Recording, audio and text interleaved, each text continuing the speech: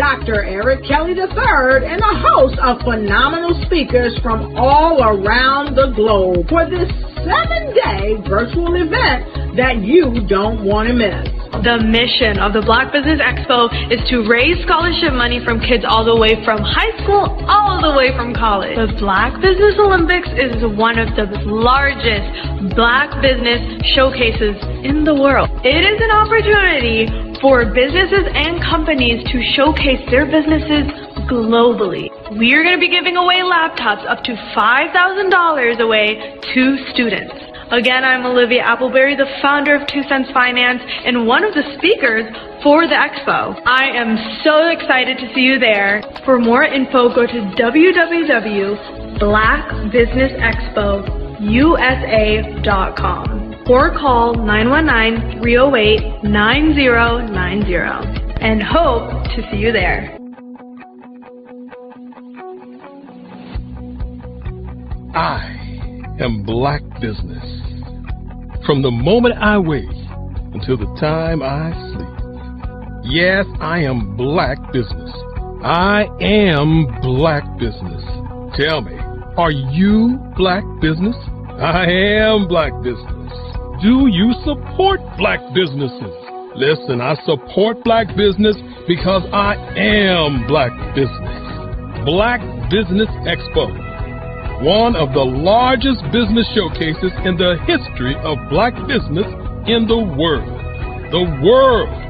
Sign up today at www.blackbusinessexpousa.com or call 919-308-9090. I am Black Business. I am Black Business. From the moment I wake until the time I sleep, I am Black Business. I am Black Business. Are you Black Business? I am Black Business. Do you support Black businesses? I support Black business because I am Black Business. Black Business Expo, one of the largest business showcases in the history of Black America in North Carolina.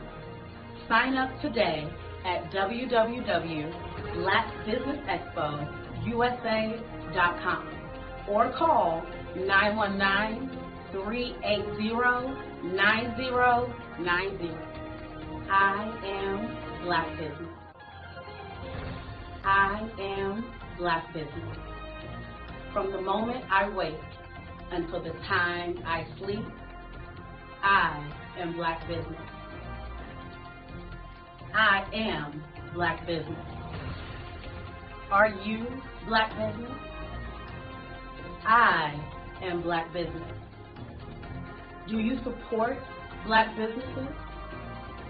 I support Black business because I am Black Business.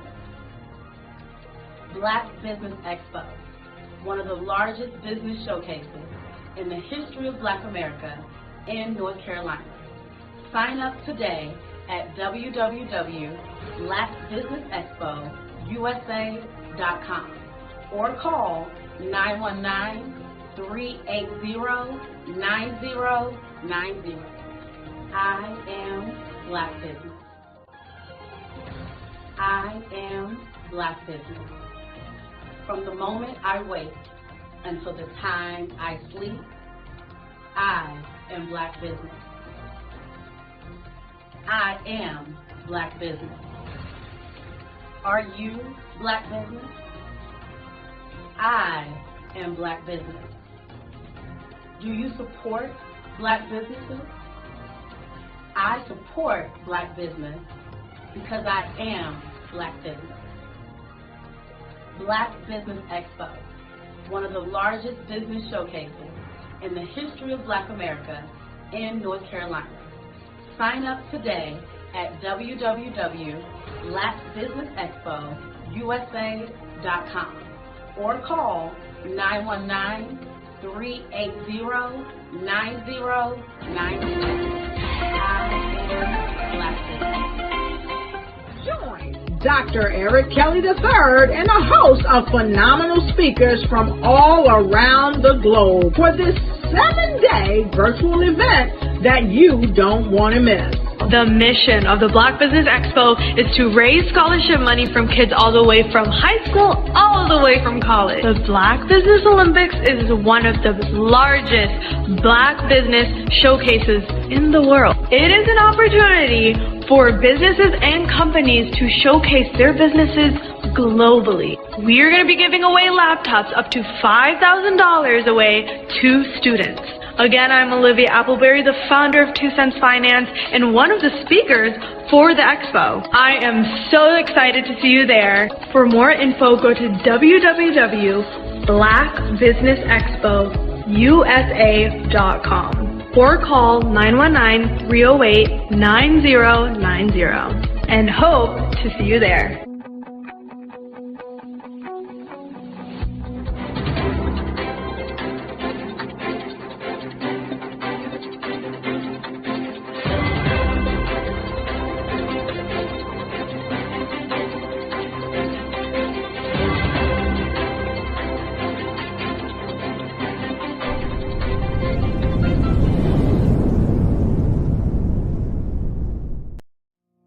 Did you know that approximately 333.34 million businesses exist today, according to a report from 2021? And you may be one of those businesses, or maybe you're not in the business market yet, but you're aspiring to be a business owner. Well, guess what? You're in the right place at the right time. Because let's face it, everything is about timing and opportunity. Hi, my name is Dr. Lotus Richey, and I'm the CEO and founder of the Lotus Richey Coaching and Consulting LLC, along with the Lotus Richey Ignite Show. 15 minutes of success with Dr. Lotus Richey, as well as books to boom your business and bring who you are. And today, I want to bring this amazing message to you about the Black Business Network and the Black Business Olympics.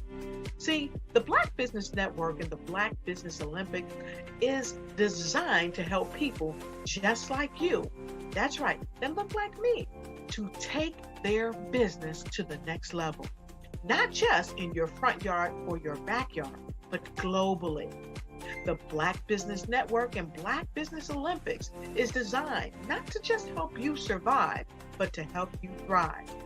So join us today as we come together with businesses all around the world to support our students, our children, our young teens, our young entrepreneurs. What we do is we come together to help raise funds for students who are aspiring to be business entrepreneurs, who are aspiring and who are thriving in college. We endow them with a wonderful opportunity to gain scholarship of either a laptop or several thousands of dollars. And we invite you to help be a contributor to this amazing opportunity to help someone that looks just like you. So join us today at our website and let us connect with you and help you ignite and take flight in every area of your life on the Black Business Network and the Black Business Olympics. I'll see you on the other side.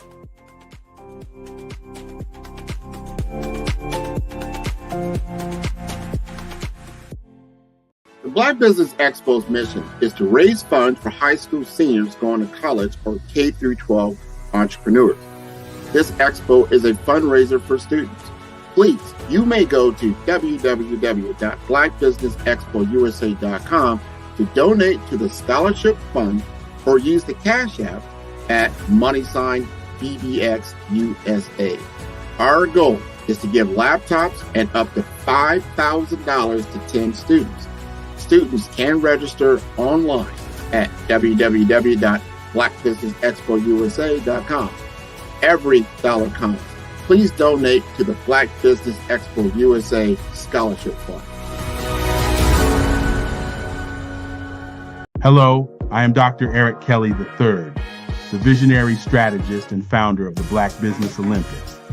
I invite you to showcase your Black-owned businesses on the Black Business Network global stage.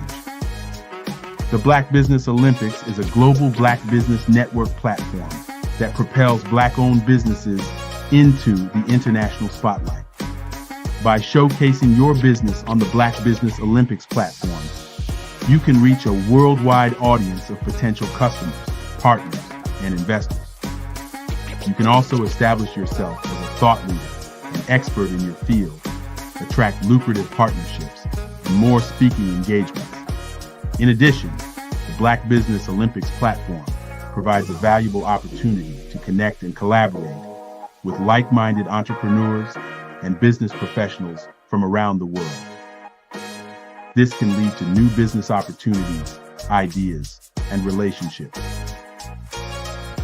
Finally, by sharing your story and expertise on the Black Business Olympics platform, you can inspire and empower others. This is a powerful way to make a positive impact on the world and leave a lasting legacy. If you are a Black-owned business owner, I encourage you to seize the opportunity to showcase your business on the Black Business Olympics platform. It is a once-in-a-lifetime opportunity to make an indelible mark on the world.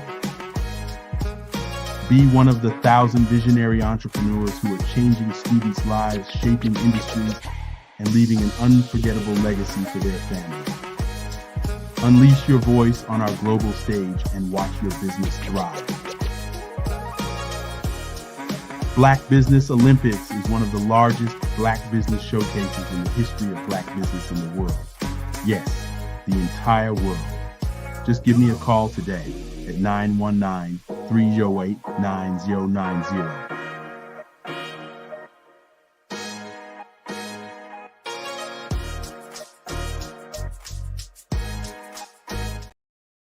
Over the past few years, we've seen the growth of existing and new initiatives focused on financial inclusion, building global networks, and reducing the wealth gap in response to the idea there's not enough seats at the table.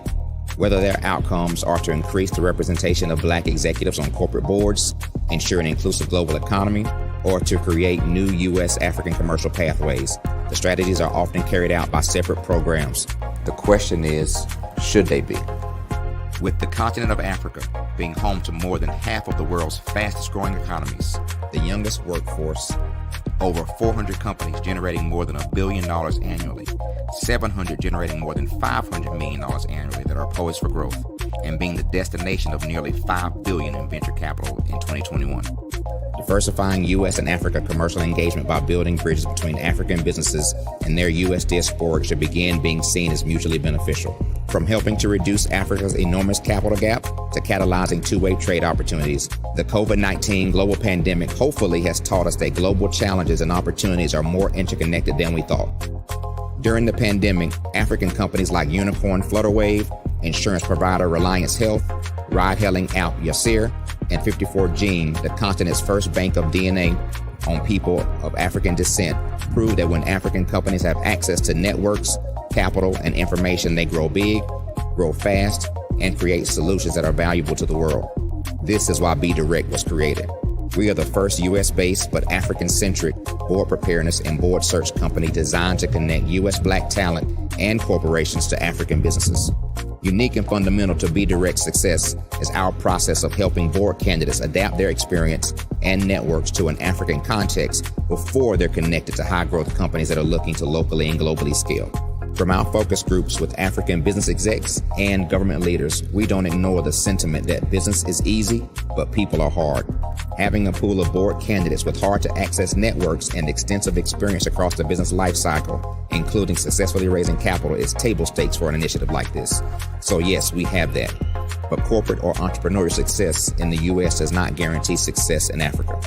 Developed alongside industry partners on the continent, our training program, Be Direct Prep, is designed to transpose their experience to create cultural comfort, understanding, and a commitment to helping businesses in Africa scale. Our board governance sessions are African, continental, and country-specific, integrated with cultural awareness and dexterity training, masterclasses led by African industry execs, and mentoring and coaching from African continental-based facilitators. But even more unique to Be Direct Prep, We cap off our training program with an immersion trip to help candidates that have not been to Africa before see and feel Africa's complexity and opportunity from African soil. We all know traditional network-based board placement has historically left a lot of us out of ever really being in the paid board pipeline. Our strategy supports the work of many great organizations that are successfully filling seats at U.S. board tables by creating more tables for those that are still left on the sideline. It's time to start seeing the role and value of U.S. Black talent and businesses on the continent of Africa differently. Old perceptions and habits limit economic inclusion. Let's transition Black talent and the African businesses they will support from the periphery of the global economy to its core. Living in a global lockdown, we all know now how fast local and global economies can change and see the value of having businesses that hire, strengthen local value chains, and even grow globally. Status quo in any form holds back progress. We must democratize U.S.-Africa commercial engagement by socially and economically connecting cultures that have long been disconnected. It's time for Africa's U.S. diaspora to redefine their global value by helping African businesses scale continentally and globally.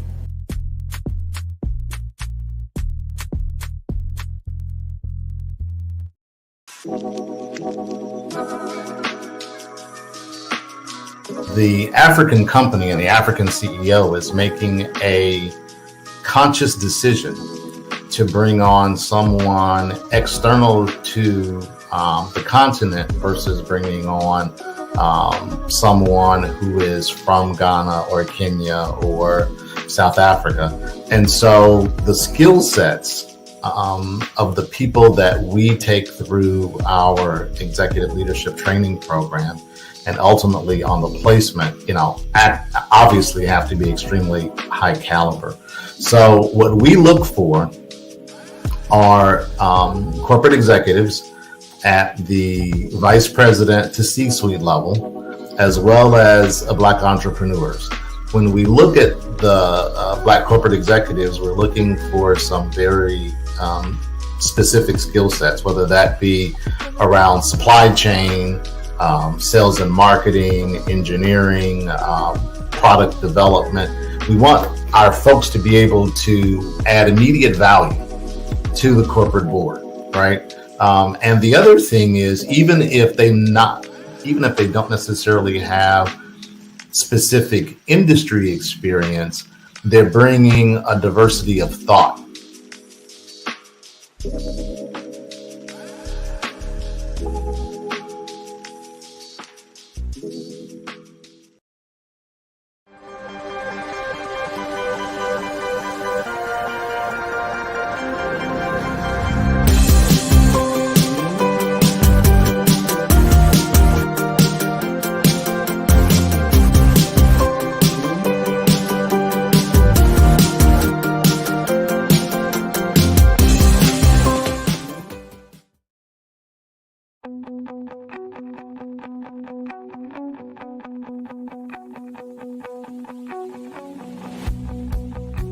I am Black Business. From the moment I wake until the time I sleep. Yes, I am Black Business. I am Black Business. Tell me, are you Black Business? I am Black Business. Do you support Black businesses? Listen, I support Black business because I am Black Business. Black Business Expo, one of the largest business showcases in the history of Black business in the world. The world! Sign up today at www.blackbusinessexpousa.com or call 919-308-9090. I am Black Business.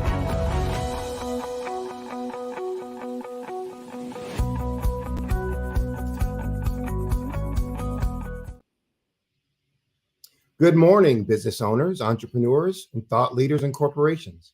Welcome to the Black Business Network. My name is Sidney Wormsby. I'm the founder and chief CEO of Huertas y Decus, which is Latin for excellence and distinction. It's a business growth firm. I'm your business moderator for this morning on the Black Business Network. The Black Business Network is a 24-hour business network showcasing Black businesses, business owners, entrepreneurs, and thought leaders worldwide. We have speakers from North Carolina, London, Singapore, Africa, Japan, and cities all over the United States. The Black Business Network is a global community sharing its business knowledge to empower, to inspire, and to educate businesses about businesses. Our first speaker this morning is Pamela McKinney. Pamela is a founder and CEO of Business Concepts Accelerated, LLC, also known as BCA, which is a business and marketing consultancy that accelerates your business. BCA works at the CEO level of small and mid-sized businesses in support of startups, going next level in the ideation stage, individuals with a passion or phenomenal idea that is a solution to a big problem. Today, we welcome CEO, gifted strategist, Pamela McKinney, who is herself passionate to provide her multifaceted service that presents a world of opportunity in support of you and your business. Good morning, Pamela. How are you? Hi, good morning. Good morning, Sydney. It's good to have you here on the Black Business Expo. And it sounds like your firm is in full support of startups looking to grow their business. Is that accurate? That is very passionate in that area, and especially for marginalized communities where there may be, unseen roadblocks or systemic things that are in the way. I really look at the big idea that you have, because ingenuity has not been anything that's been short in the minority culture and Black businesses. It's just about sometimes just having capital to take it to market. And so that's where I'm really passionate is opening and cracking, those doors, busting those doors down. Okay. Well, I know you have a lot to say, Yes. and unfortunately, we don't always have all the time we'd like to be able to express our ideas. So I'm going to get out of your way so you have more time to be able to do it. And as we say, genius is common. I'll see you on the other side. All right. Thank you so very much. All right. Yes. So I did jump in because I am truly passionate about this topic of unlocking possibilities, because no matter what we have in front of us, the possibilities are sometimes in front of us and we don't recognize it as possibility or opportunity. And I just want to talk a little bit about that crack of the door. When you have a crack of a door, there's going to be something on the front side of the door and something on the back side of the door. And so how do we recognize those two perspectives from each side of the door? So again, I want to welcome you to this broadcast and this share that I'm very passionate about. My name is Pamela McKinney. I am CEO of Business Concepts Accelerated, where we accelerate your business. We're very passionate to see you win. That is what it's all about. And sometimes when we have big, bright ideas, we don't always look at all of the ways that it could potentially be taken to market. And my gift is that I can very quickly see your idea. You tell me your idea. I see it already on the moon. I see how it got there. And I can think of all of the ways strategically that you should position yourself or leverage or bring in assets. There's so many ways. There's a framework around that whole entire idea of a go-to-market strategy. And so that's where our expertise comes in as a consultancy. And we work with CEOs in that manner. And we build upon a business and marketing strategy to help you ensure your go-to-market is supreme. All right. So for today, again, I'm talking about unlocking and recognizing possibilities, right? There's two sides, and I'm going to talk about five. If we look at, the difference between the crack in the door and actually opening the door can be life-changing to someone else. And I think as we all recognize that we all have a gift, right? Each and every one of us, whether it's the gift of gab, gift of laughter, whatever your gift is, if you do not recognize that gift in this short time that we have here on earth, then you should, then to me, that's the saddest thing in the world. Honestly, that is the saddest thing in the world, to know that everyone has a gift and you not be able to recognize your gift. But what if you recognize your gift and you just don't have opportunity? What if you're the person on the other side of the crack or the door and you have had all successes, you continue to thrive, and you do not reach back to the other side and help someone on the back side of that door? It all works in unison, and it can all work if we just kind of tweak our ways of thinking about that crack in the door. Why not be the enabler of that door flying open, busting that door down? Why not be that enabler? This goes beyond donations of charity. This goes to the point of actioning and walking the walk, actioning and walking the walk. So if we cultivate curiosity on one side of the door, this is being, tuning into that burning desire, that passion, that gift that makes you happy. What makes you happy? Exploring, discovering, nurturing that thing that really has ignited inside of you that you really love to do. You find peace and harmony in doing, right? So I'm talking about the one side of the door, the person who's the big picture of that would be that curious mind, just having an open mind. Being open to new experiences and perspectives. And then, so for a use case of that, we can think about that as a young graphic designer, bored with her routine, starts taking pottery class just for fun and found a new skill set that leads her to create a new side hustle, being that it's custom ceramic mugs for a business. She took a passion, something that she found new interest in by stepping outside and being open-minded, and she found a new passion that can now turn into a revenue generating business. Next, I would talk about reframing the challenge. If we reframe the challenge, the big picture of that would be challenges, just a mindset that challenges are not roadblocks, but they are more so stepping stones to the bigger achievement. So be careful by being stopped by your average roadblocks. Roadblocks are out there. Roadblocks are designed to be there for you. Why am I going to let your roadblock be the block of my path to destiny?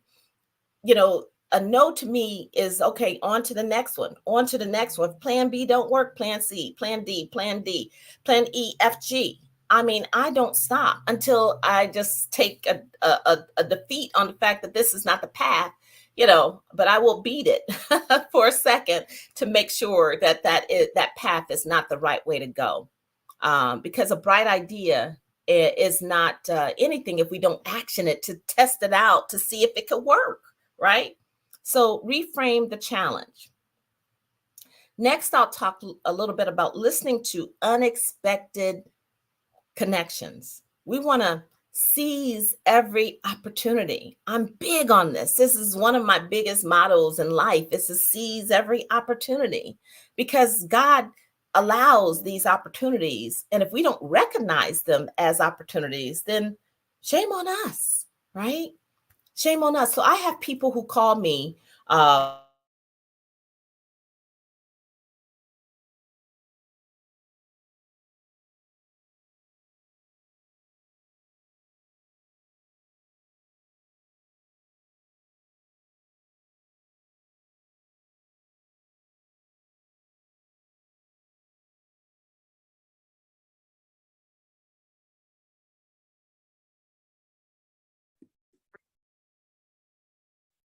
Hello, I'm Dr. Madeline Ann Lewis, President and CEO of the Executive Women's Success Institute.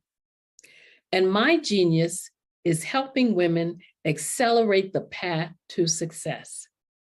I was blessed to have strong women in my life who encouraged, motivated, and pushed me to do my best and to never even think about giving up on my dreams.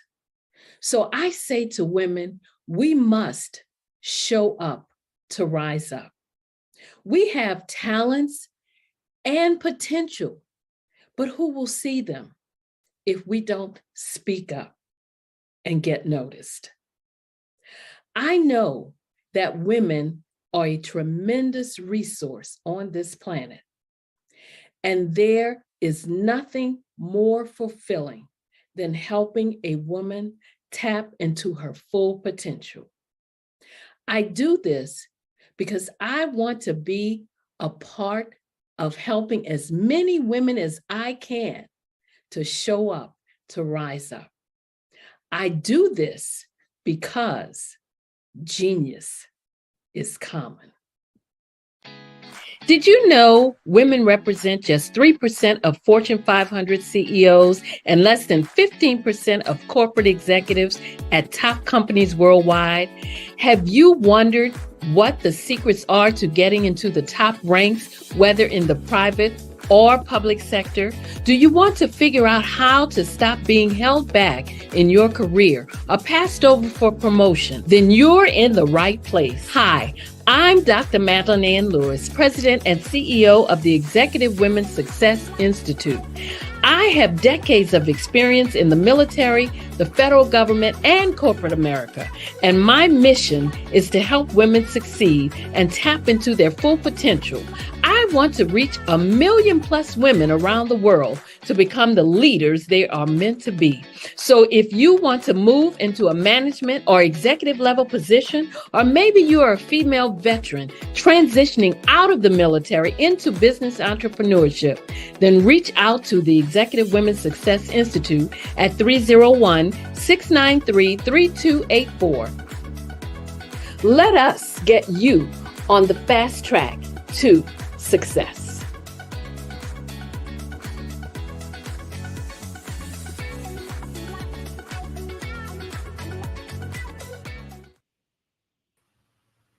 Welcome back, Ms. McKinney. We'll let you go right ahead. Thank you, sir. I apologize for that. My internet just kind of blinked out, but I appreciate being let back in, and I shall continue. So my last point there in regards to the one side of the door was really taking action. All right. So essentially we have, we've cultivated curiosity. We've embraced the discomfort. We've listened for unexpected connections, and we have, we're going to now take action, big or small, big or small. Every baby step that you take daily ends up being one giant leap forward. If we do nothing, then nothing will happen. So there are things as a small business, as someone who is, a startup or at that ideation stage, that there are certain principles that I believe we must do from day one. And that is why we offer our Startup Advantage. It's a one-day workshop where we go through those things that you need to think about as a startup. And from day one, especially if a year from now, 3 years from now, you're thinking that you may want to grow your business based on a venture, based on your venture that you want to take to the next level. And when I say venture, it's much more than wanting a renovation for your business. It's the strategy of growing your business, meaning that I have a proven patent. I have something that can disrupt industries. I have a big idea, a big solution to a big problem that affects masses of people. So those type of ventures, if you're starting off that way, and that is what you want to take to market down the road, then from day one, there are things you need to be doing, and building your MVP is one of them. And we help in many ways in that area and getting you ready, as we said at the beginning. So the other side of the door, let's continue. The other side of the door would be that person who is already successful. And now I'm going to, ensure that I'm helping someone else to come across or come through the door because they have a great idea. Why not make that connection? I will never understand. I have a list called the BCA Top 25 Founders to Watch list. It is my offering to private investors. I'm offering these investors 25 marginalized founders who have phenomenal ideas. They have proven MVPs. They've gone through our system, our programs of getting ready, being ready. These are ready founders, 25 of them.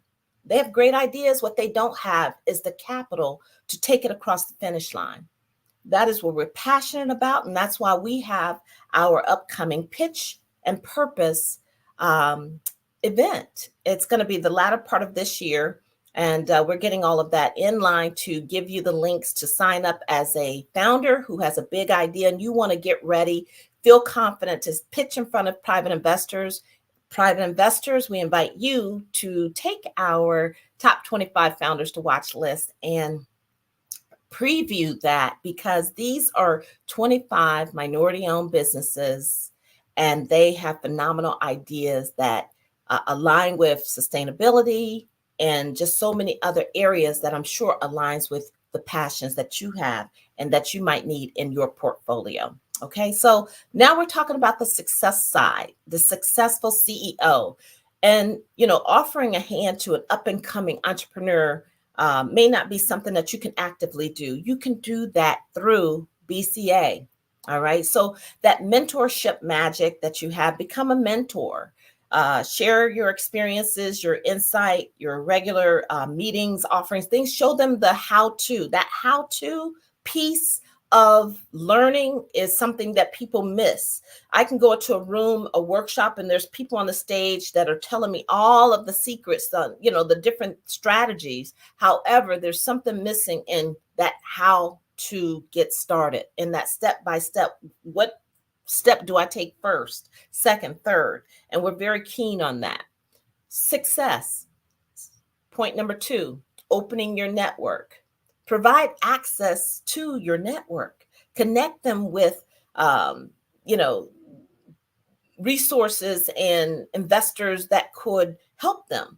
There's many times that I pitch an idea and sometimes I feel like it's not received because there's the thought to help me with your resources is not there. The person that opens their resources and say, you know what, that is a damn good idea.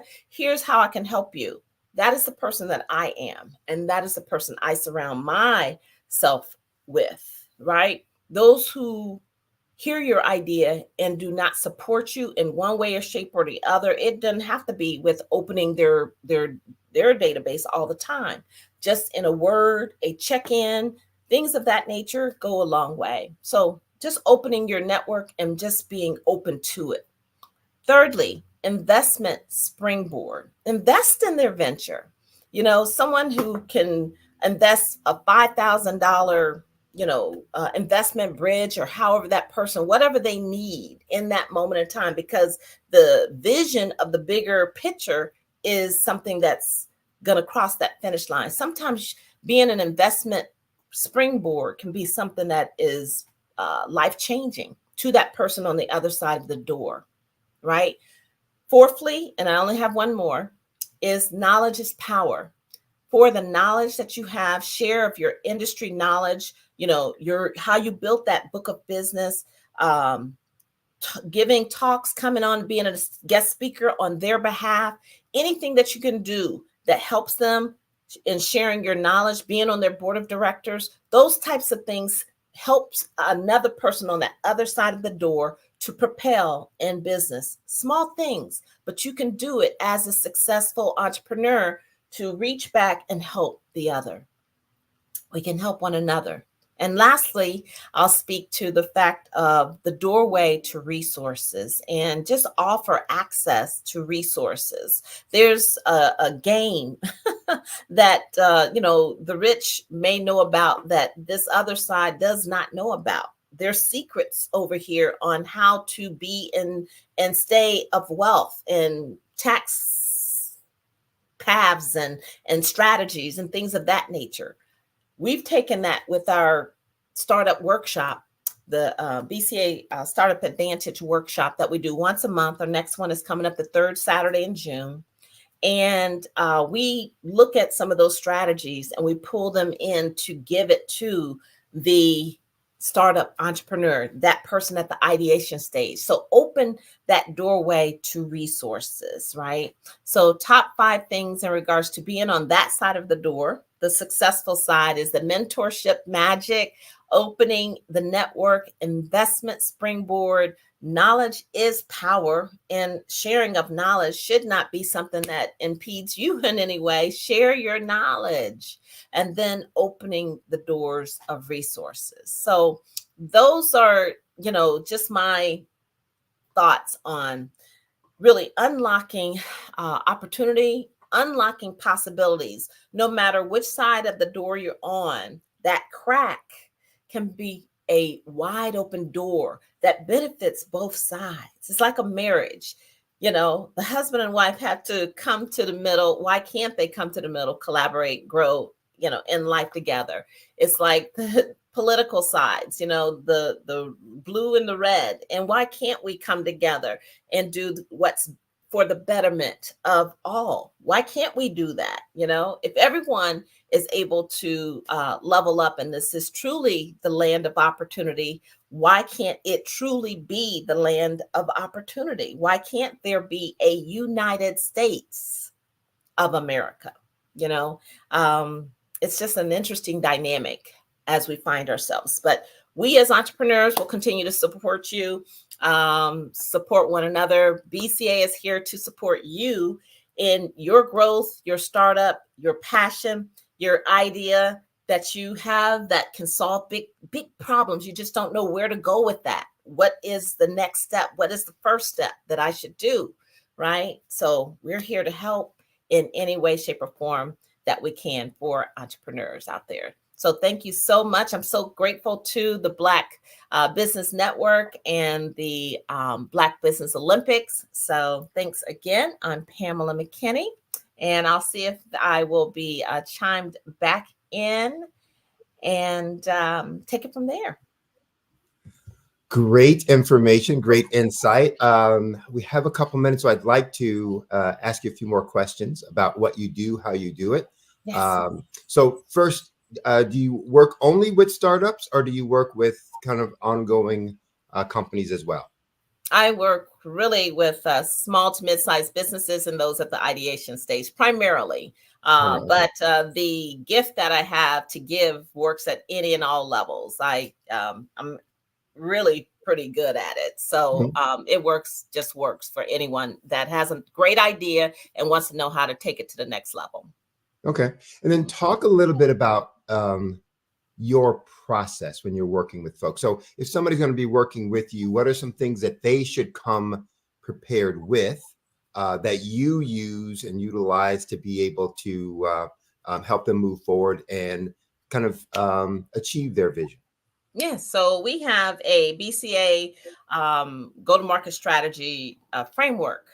And so through that framework, I'm able to ask the right questions. And really, it's just hearing your story, first of all. And we give a complimentary 15 minutes on that. And we will listen to your story. I primarily because, and so just really just having a conversation. That's the initial stage, is having that conversation. And I know that I can help in one shape or the other. But I do have a framework that I take you through that once we agree, and that does walk you through step by step in developing that idea. Because when you're talking about creating a go-to-market strategy, you really have to look at where you're, what you have before you. What are all of our pieces of this puzzle that we have? And then we put it together in a 360 point of view so that it all makes sense. We make it make sense. Yeah.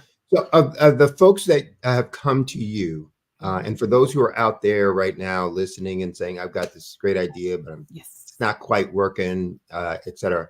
When they've come to you, what has been the most prominent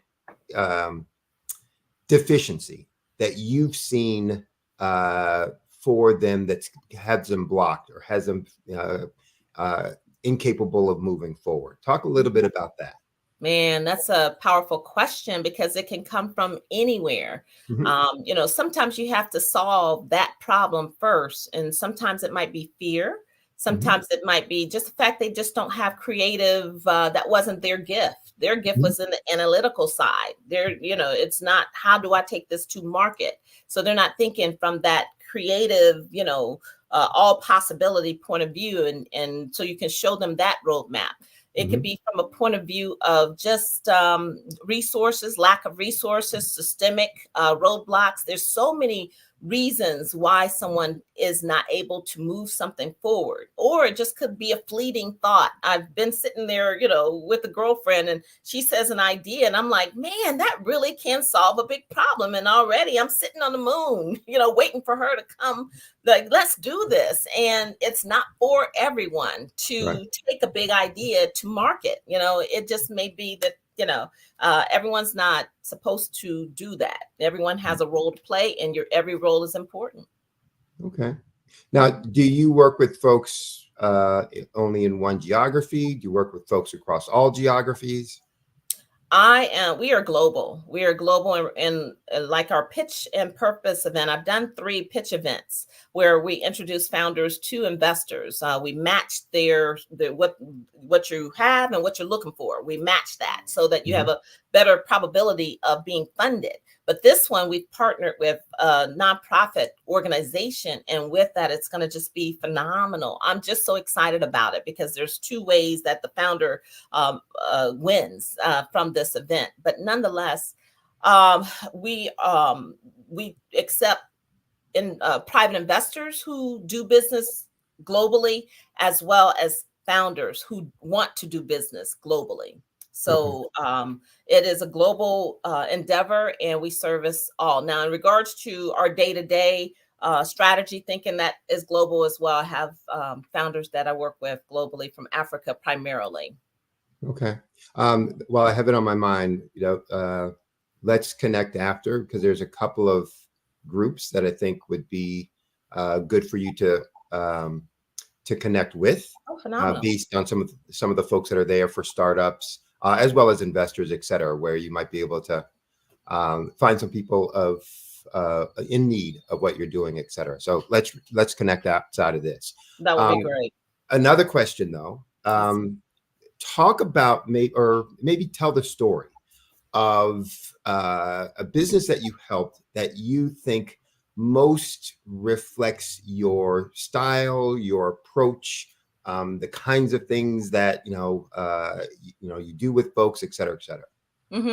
Well, I guess I can be my own example. So one of my clients that I've worked with for about 3 years, he himself, I work primarily, in addition, I'm multifaceted. So one of my day-to-day jobs is in support of high venture capital kind of individuals who are just always on the go. And I'm the right-hand man, the right-hand woman. And I help in strategy. I help in if they need custom term sheets or whatever they need, I produce those things. So I am an executive partner in several of my clients that I support. And had a client, and so he's involved in various ventures on his own. And one of the ventures was with a manufacturer who is selling their IP. They are not already in the marketplace. They are in the works of selling the secret sauce of this, forward-thinking advanced technology. And so I say to my client, hey, would you be open, and would the manufacturer be open to me to pitch to take that product, the secret sauce, and white label it and put it in the marketplace through Amazon? That way we give that product, even though they're selling it, some value to the new investors that they're selling their IP to. So they went for it. So I was in turn able to now create a new company. And this new company will white label 3 high performance coatings to the global marketplace. Uh-oh.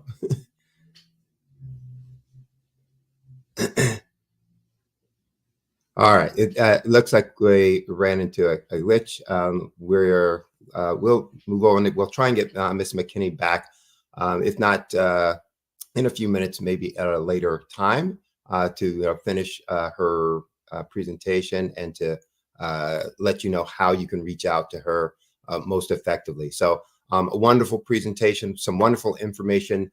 She has a lot of skills that will be able to help you if you are a startup, especially as she said, someone who has an idea looking to move that idea forward. I would heartily recommend that you reach out to her and try and engage her on your project. Again, her name is Pamela McKinney. Her company BCA, which stands for again Business Concepts Accelerated LLC. Business Concepts Accelerated LLC. She's the CEO and founder of that company. And will help you get your business up off the ground and moving forward fast. So we'll move on with the programming. If you are interested in helping out the Black Business Expo, it is a fundraiser, and we are here to raise funds for scholarships. The Black Business Expo's mission specifically is to raise funds for high school seniors going to college or for K through 12 entrepreneurs. It's a fundraiser for students. So you can go to the website, www.blackbusinessexpousa.com to donate to the scholarship fund. Again, that website, www.blackbusinessexpousa.com to donate. You can also use the Cash App application. It should be rolling across your screen. The account number is $BBX USA.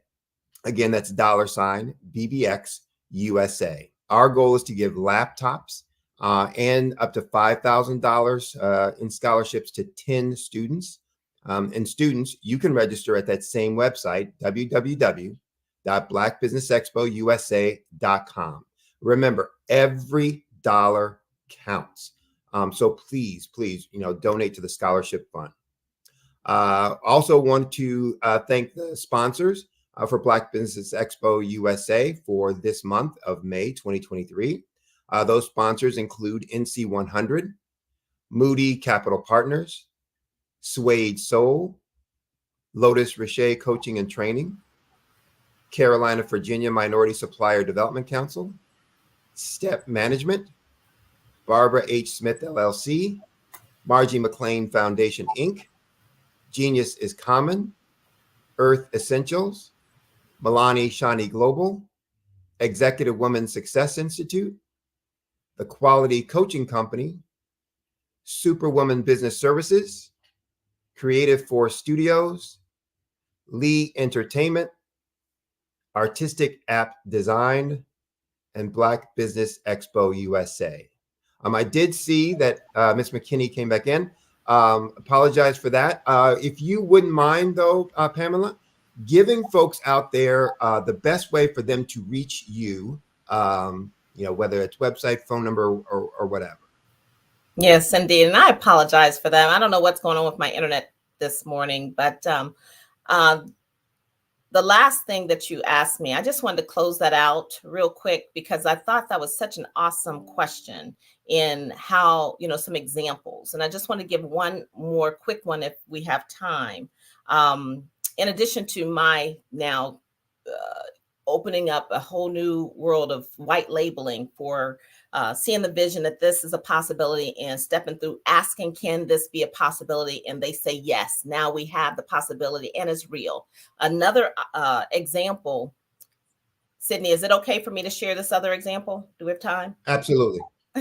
All right. So the other example is I classify it as being fired by one of my founders whom I've supported it over the years on their venture. They're looking for $80 million, right?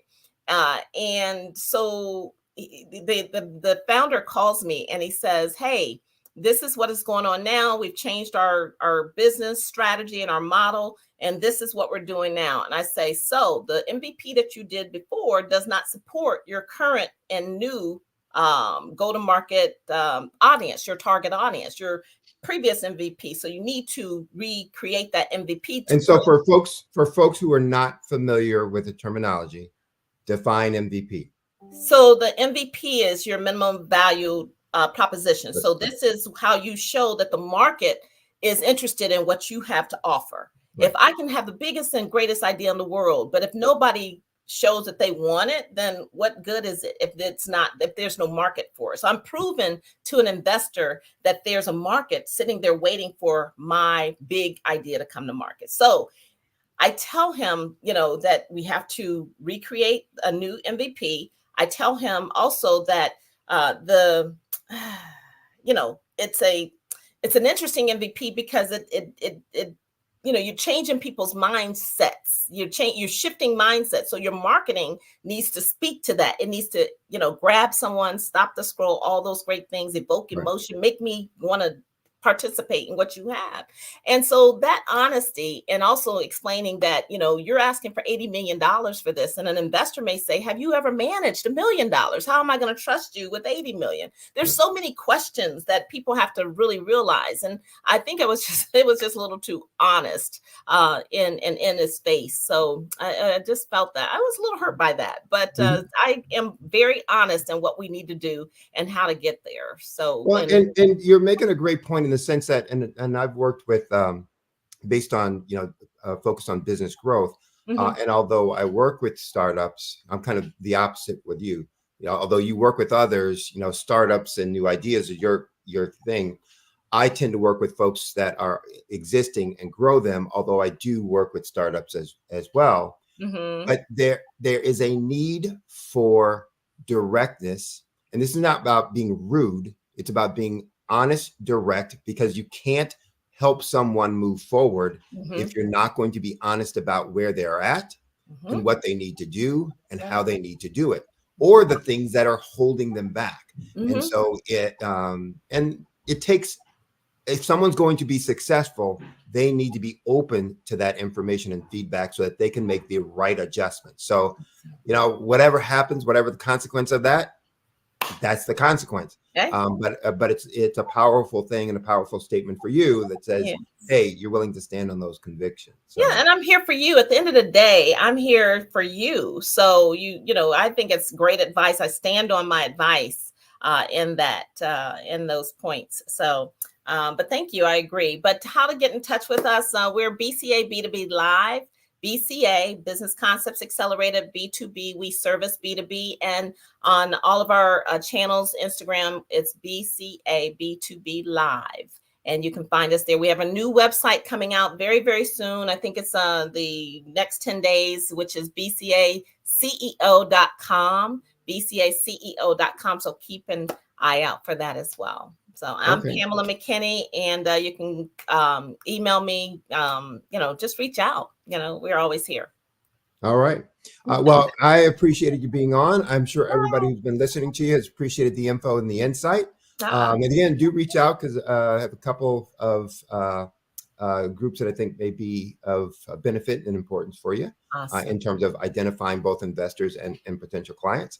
And would love to be able to help you and support you in whatever ways you can. So, and for those who are out there listening, please reach out to Ms. McKinney and take advantage of all of her insights and experience. So, as we say, genius is common. We'll see you on the other side. All right. Thank you.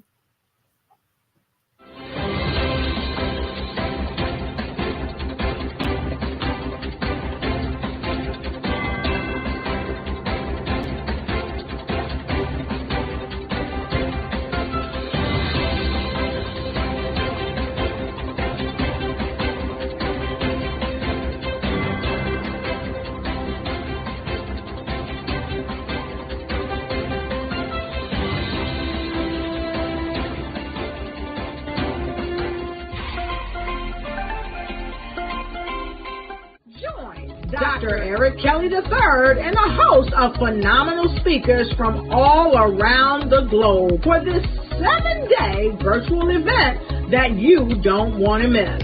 The mission of the Black Business Expo is to raise scholarship money from kids all the way from high school, all the way from college. The Black Business Olympics is one of the largest Black business showcases in the world. It is an opportunity for businesses and companies to showcase their businesses globally. We are going to be giving away laptops up to $5,000 away to students. Again, I'm Olivia Appleberry, the founder of 2 Cents Finance and one of the speakers for the expo. I am so excited to see you there. For more info, go to www.blackbusinessexpousa.com or call 919-308-9090 and hope to see you there. I am Black Business. From the moment I wake until the time I sleep. Yes, I am Black Business. I am Black Business. Tell me, are you Black Business? I am Black Business. Do you support Black businesses? Listen, I support Black business because I am Black Business. Black Business Expo, one of the largest business showcases in the history of Black business in the world. The world! Sign up today at www.blackbusinessexpousa.com or call 919-308-9090. I am Black Business. I am Black Business. From the moment I wake until the time I sleep, I am Black Business. I am Black Business. Are you Black Business? I am Black Business. Do you support Black businesses? I support Black business because I am Black Business. Black Business Expo, one of the largest business showcases in the history of Black America in North Carolina. Join Dr. Eric Kelly III and a host of phenomenal speakers from all around the globe for this 7-day virtual event that you don't want to miss. The mission of the Black Business Expo is to raise scholarship money from kids all the way from high school, all the way from college. The Black Business Olympics is one of the largest Black business showcases in the world. It is an opportunity for businesses and companies to showcase their businesses globally. We are going to be giving away laptops up to $5,000 away to students. Again, I'm Olivia Appleberry, the founder of 2 Cents Finance and one of the speakers for the expo. I am so excited to see you there. For more info, go to www.blackbusinessexpousa.com or call 919-308-9090 and hope to see you there.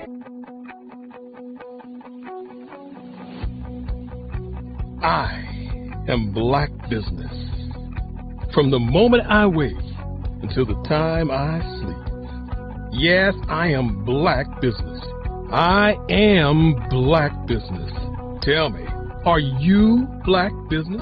Black Business Expo, one of the largest business showcases in the history of Black business in the world.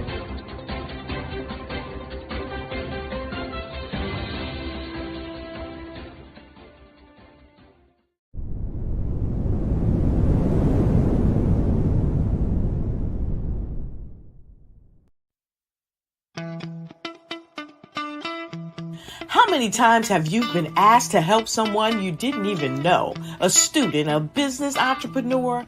Or did you ever even ask, where did they end up? That business, that friend, that entrepreneur. Well, just maybe they ended up in a gang, bankrupt, homeless, or worse, dead. Maybe they turned to crime, drugs, and alcohol. Did you ever wonder? Did you destroy their dream, or was your life always so easy? At the Black Business Olympics, we started a movement to help students complete. Give them hope and foster success. Help them to leave their dreams of providing laptops, computers, and up to $5,000 in scholarship funds. Today, we ask you to help a student, a business owner, or an entrepreneur to realize their dream by sponsoring them, supporting them, and buying from them. Consider this. With $1.6 trillion in our Black community, we only ask for a small donation for our students, our businesses, and our entrepreneurs. And you can change a life today. So I ask you, what are you going to do? Sit on the sideline and watch our students in high school be leaders, miss out on their dreams from lack of resources? Or are you going to donate to the movement and change their future and yours as well? Give us a call today at 919-308-9090. Change their life by investing with action to the Black Business Olympic Fund. The Black Business Olympics, one of the largest business showcases of Black business in the history of the world.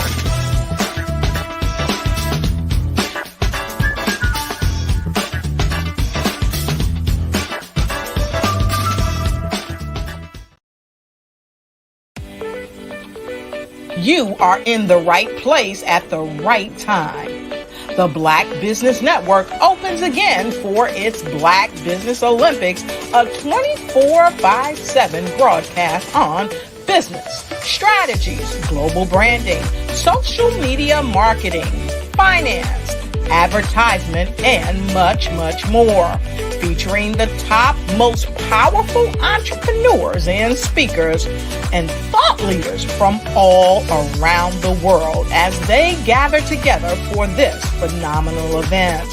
Join the Black Business Network streaming live into the metaverse, STEM City, USA, Black Multiverse, Pod TV, Roku, Hulu, iHeartRadio, Apple TV, YouTube, TikTok, Instagram, Google Podcasts, Facebook, LinkedIn, IBM TV, Spotify, and Twitch.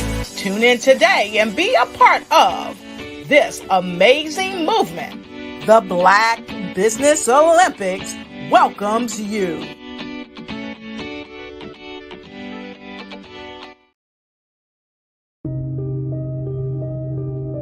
The Black Business Expo is changing my life. This year, they are giving away laptops and even $5,000 in cash to students just like me.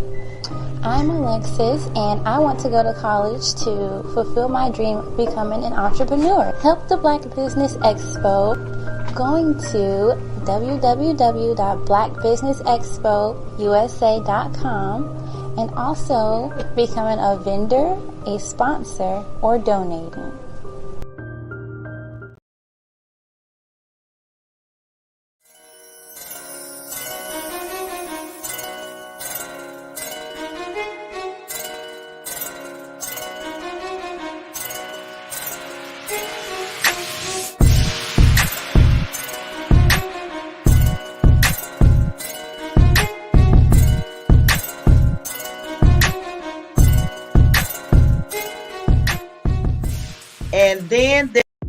The Black Business Network and Black Business Olympics are essential platforms for Black business owners globally.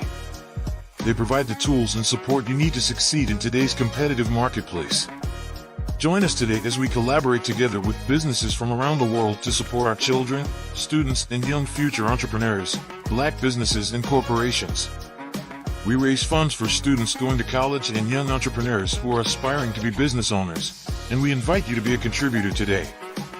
Visit the website www.blackbusinessexpousa.com to connect with and learn more about how the Black Business Network and Black Business Olympics can help you not only share your amazing business story to businesses, but also serve future generations.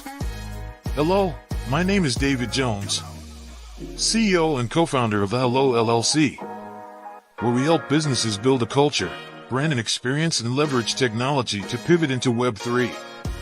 Join the Black Business Network streaming live into Roku, Metaverse, STEM City, Black Multiverse Enterprises, Hulu, YouTube, iHeartRadio, Apple, Facebook, LinkedIn, Spotify, Twitch, and Google Podcasts.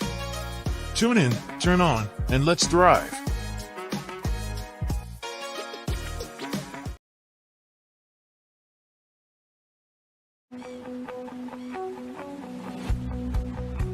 I am Black Business. From the moment I wake until the time I sleep. Yes, I am Black Business. I am Black Business. Tell me, are you Black Business? I am Black Business. Do you support Black businesses? Listen, I support Black business because I am Black Business. Black Business Expo, one of the largest business showcases in the history of Black business in the world. The world! Sign up today at www.blackbusinessexpousa.com or call 919-308-9090. I am Black Business.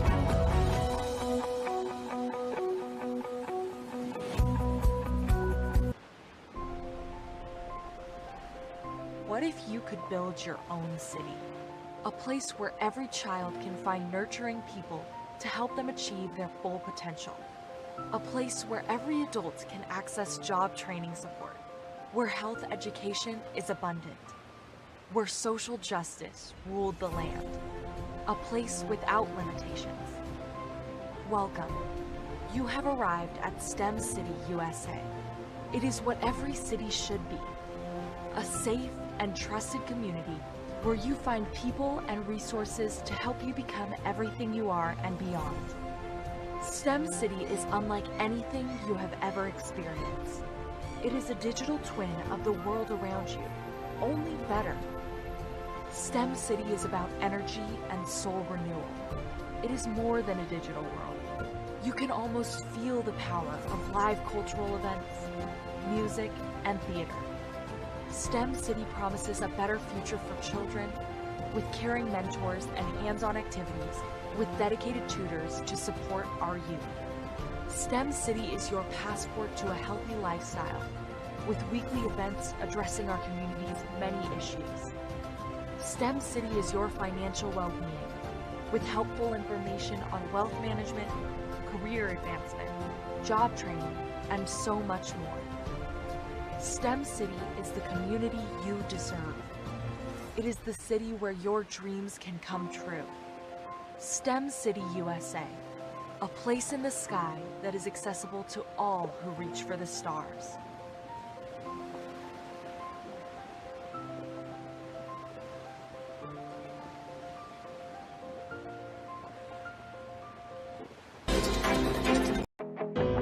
I am Black Business. From the moment I wake until the time I sleep, I am Black Business. I am Black Business. Are you Black Business? I am Black Business. Do you support Black businesses? I support Black business because I am Black Business. Black Business Expo, one of the largest business showcases in the history of Black business in the world.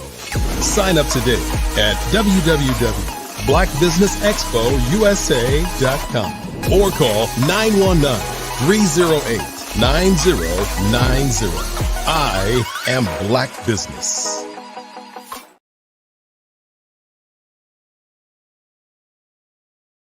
The Black Business Expo's mission is to raise funds for high school seniors going to college or K-12 entrepreneurs. This expo is a fundraiser for students. Please, you may go to www.blackbusinessexpousa.com to donate to the scholarship fund or use the Cash App at $BBXUSA. Our goal is to give laptops and up to $5,000 to 10 students. Students can register online at www.blackbusinessexpousa.com. Every dollar counts. please donate to the Black Business Expo USA Scholarship Fund. I was born in a little village on the island of Haiti. Many deadly diseases pounded me. It is as if they were on a mission to end my existence on this earth. I refused to give up. In 1983, I left Haiti and came to the United States of America. And I came with $5, 2 shirts. I didn't speak any English. I came to Atlanta. I got a job. I was a doorman. I was a doorman with a dream. What I used to come on stage. I'd rehearse this moment that I'm standing in front of you. That's the power of a dream. Maybe today is the day you begin acting as if you already have it. And then step out with full force. Take a risk. No condition is permanent. Don't let your situation distract you. You are chosen. You are called. You are born for a purpose in this life.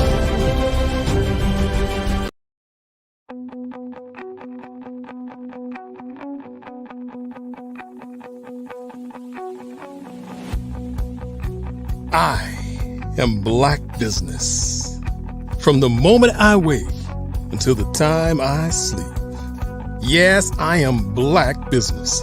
I am Black Business. Tell me, are you Black Business?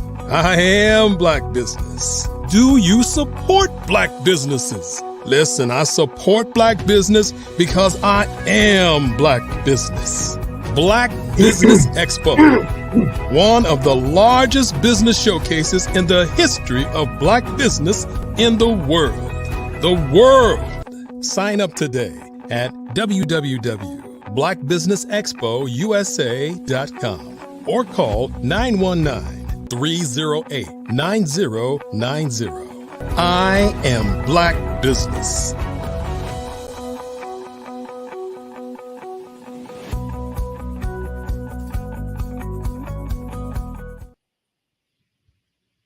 Good morning, business owners, entrepreneurs, thought leaders, and corporations. Welcome to the Black Business Network. My name is Sidney Wormsby. I'm the founder and CEO of Huertas e Decus, which is Latin for excellence and distinction. We are a business growth and improvement practice. So I'm your business moderator for this morning on the Black Business Network. And the Black Business Network is a 24-hour business network showcasing Black businesses, business owners, entrepreneurs, and thought leaders worldwide. We have speakers from North Carolina, from London, Singapore, Africa, Japan, and from cities all over the United States. The Black Business Network is a global community sharing its business knowledge to empower, to inspire, and to educate businesses about business. Our next speaker on the stage this morning is Dr. Barbara Wright. I'm going to ask if Ms. Wright or Dr. Wright can step into the onto the stage, and I'm going to do a quick interview just so she can kind of introduce herself, and then let her get on to her talk.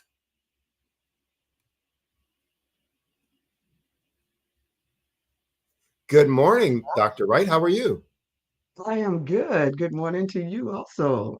Well, why don't you do a quick introduction for yourself in terms of your area of expertise. Well, first, where are you calling in from this morning or coming in from this morning? I am in Kansas City, Missouri, the heartbeat of America. And you want me to go on from there? Oh, yeah, go ahead. And I've been writing grants and helping organizations get ready for grant writing for the last 2 decades, almost 3 decades now. Right. I just kind of fell into grant writing backwards. I was hired by Housing Authority of Kansas City to develop programs for them. I had been an entrepreneur. I had a couple of successful businesses, And I was the type person, when I got something going, I was ready for the next big thing. Right. So Housing Authority needed someone to come down and do some entrepreneurship program development for them. And I ended up going there, realized that I was responsible for 5 family developments, 756 youth with no money. And I was like, oh my God, what do I do? I had been writing songs, raps, rhymes my whole life. So I was able to take my ability to write songs, write raps and rhymes, plays, and put them in the grant writing and proposal writing process. And that's where my grant writing business was birthed. And I was able to help Housing Authority to get funds to take those children all over the nation and to help their parents as well.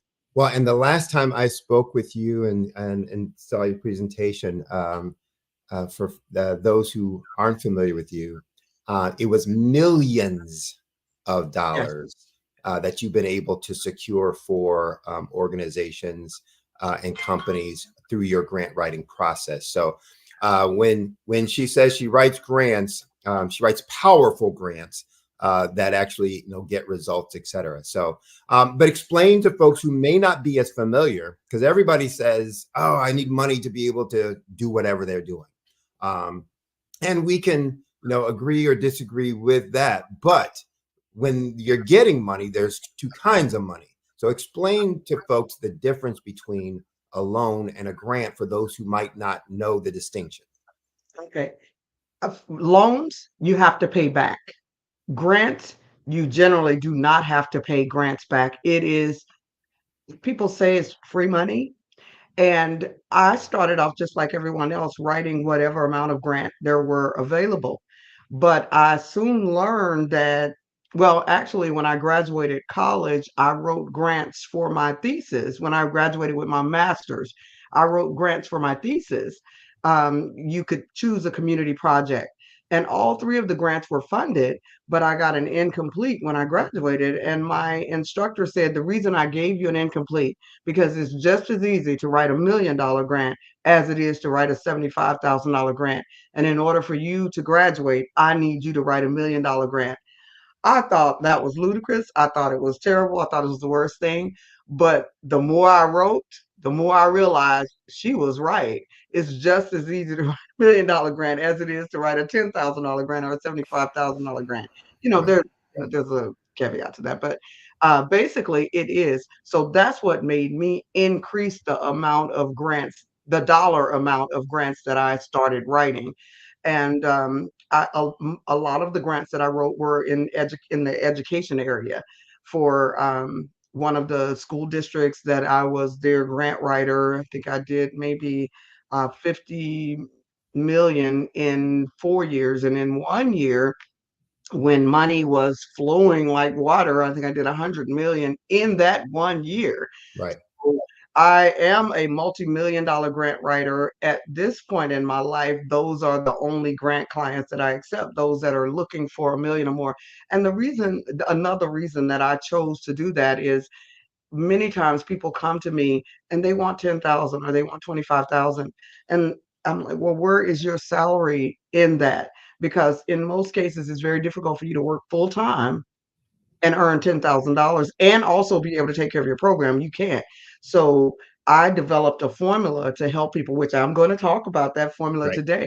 I developed a formula for people to be able to collect, to know how they can break down that money and why they might need $1 million for those that have had a little bit more experience and they're ready to move forward. Yeah, it's the deficiency of low expectations, that, Yes. oh, all I need, or, I don't think I'd get that much more. So let me just ask for this little bit. Maybe I can get this little bit. It's like, oh, come on, stop. Anyway, you have much to say, much to talk about, and much, that, folks can benefit from. So I'm going to get out of your way. Genius is common. I'll see you on the other side. All righty. I appreciate it. Good morning, everybody. Let's get ready to go. What we're going to give you today is our 7 steps to grant writing readiness. These 7 steps can help new organizations. It can help those organizations that are kind of mid-range, and it can also help organizations that have been around for years. Sometimes you may have left out a step. You're wondering, why do we get turned down so much? Why don't we get grants? Well, this morning, we're going to help you with that. And we're going to give you our 7 steps. We may even give you some of our secrets. So make sure that you have your paper and pencil ready, or you have your iPads, your phones, your whatever it is that you are taking good notes on. Make sure that you are ready to take these notes. Now, as I said, I'm Dr. Barbara Wright. I have been writing grants for years and helping organizations to get ready for grant writing for years, because that is half the battle, making sure that your organization is ready to write. We've been doing that for years. So we're going to help you this morning know how to dot your I's and cross your T's to get ready. So the 7 steps of grant writing starts with research and strategic planning to win grants. That is the first step, research and strategic planning to win grants. Our second step is going to be the make you or break you of regulatory requirements. Our third step is starting or restarting your organization with credibility. Our fourth step to great grant writing is developing your quality brand identity. That's your website, that's your logo, that's your documentation, your AI platforms, whatever it is that you're doing to develop your brand identity. Establishing the right collaborative partnerships is number 5. Number 6 is building the scalable operating budget for sustainability. And number 7 is tools and strategies to prepare your grant writing team. Once you have all of this together, it is extremely important that you get your team ready for grant writing. So those are the 7 areas in our book called Getting Ready for Grant Writing, which you can find on our website at certifieddreambuilder.com. We're just going to scratch the surface with you this morning, but our workbooks are instant download on our platform. And when you do download those workbooks, they are packed full of extra links to where you can click. If it says the word research and it's underlined, you click that word and it takes you out to more information about research, strategic planning, whatever it is we're talking about. We have embedded information in there to help you even more. So the books were ahead of their time. they are ahead of time. Now that you've got AI that kind of gives you more, my books were developed before the AI, and they were ahead of their time. So it's what we're covering today is getting ready for grant writing. So let's just jump in and get started. So we're going to start with section 1, which is the research and strategic planning. One important area for people who are just starting with grant writing. There are several things that you need to do in order to develop a winning organization. You want to do organizational research and development. You want to know what program, product, or service you are going to deliver. What program, product, or service are you going to deliver or provide?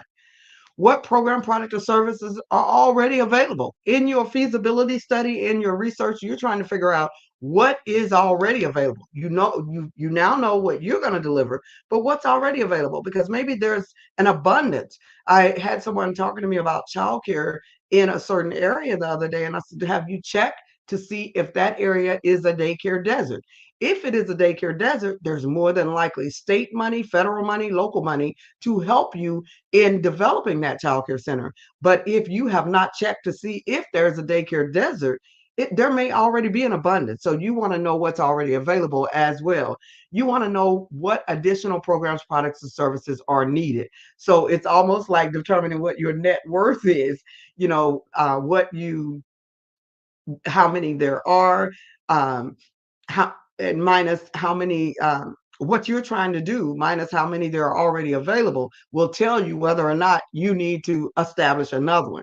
So how many are there available? What is it that you plan to do? Are there any differences? Then that tells you whether to jump. You don't want to jump into starting a business if you have not done that strategic planning and you don't know whether or not there is a need for another widget? Or does your widget bring something to the table that everybody else does not? So that moves us into the evaluation of our final ideas. Once you realize, okay, this program, product, or service that I want to bring to the table is a great program, product, or service, there is room for me to bring my program, product, or service to market. So how do I evaluate my ideas? You want to make sure that you do that feasibility study. You want to compare what you're doing to what other people are doing. And you want to make sure that you determine who you're going to serve. Who's your audience? Now, in the business world, they use the STP approach. That STP stands for segmenting the market, targeting who it is that you want to serve, and then positioning yourself to serve them. It's no different on the nonprofit side. I tell people all the time, the only difference between the nonprofit and the profit, not the only difference, but the major difference between the nonprofit and the for-profit is that the nonprofit has surplus and deficit, the for-profit has profit and loss. If you look those words up, they basically mean the same thing. So it is important for you to understand that there is not a lot of differences. Now, nonprofit organizations do get some government perks to where they may not have to pay certain taxes, and they may not have to pay taxes on the building that they purchase. There are some benefits, but basically there are a lot of commonalities. And one of them is that STP approach. So when you segment the market, who are you going to serve?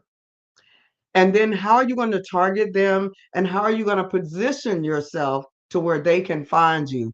The difference between a Nike and any other shoe is Nike did marketing. They may not have owned any shoe factories, or maybe they were a part owner of shoe factories, but they may not have. And Apple's iPhone may not have necessarily owned their factory initially. But what did they do? They marketed their program. They marketed their phones and made everybody feel like their phone was coming out with something new and they were going to have the best phone. So we all went and bought those phones. We went and bought, and still do buy, the Nike shoe. And it was because of that STP approach that we bought those things. And you have to do the same thing in the nonprofit. So also in that first step, making sure that you know your 5 W's: the who, the what, the when, the where, the why. Who are you? What are you providing? When are you providing it? Where are you providing it? Why are you providing it? That includes supporting everything you say with statistics. And then the ABCs and best practices. What do I mean by the ABCs? Knowing the vocabulary of the nonprofit or business that you're going to start. So a lot of what I'm saying for the nonprofit is just as good for the for-profit as it is for the nonprofit. And for those of you who are trying to get grants, you want to know the ABCs of whatever business it is or nonprofit you're trying to start. And that's your vocabulary, so that when you are talking to people about whatever it is you're trying to do, you can speak intelligently. And then and you want to know the best practices. What are the best practices in the area? What are the best practices in the area? Because if you are not familiar with the best practices in the area, you're not going to be able to make sure that you're putting your best foot forward. You may find that, okay, if this is their best practices, I've got some even better practices than what these people have, So that's another reason you want to know about the best practices, because if this is the best that they have, I've got some other ideas that I think is going to take this to the next level. The SWOT analysis is the next thing you want to do.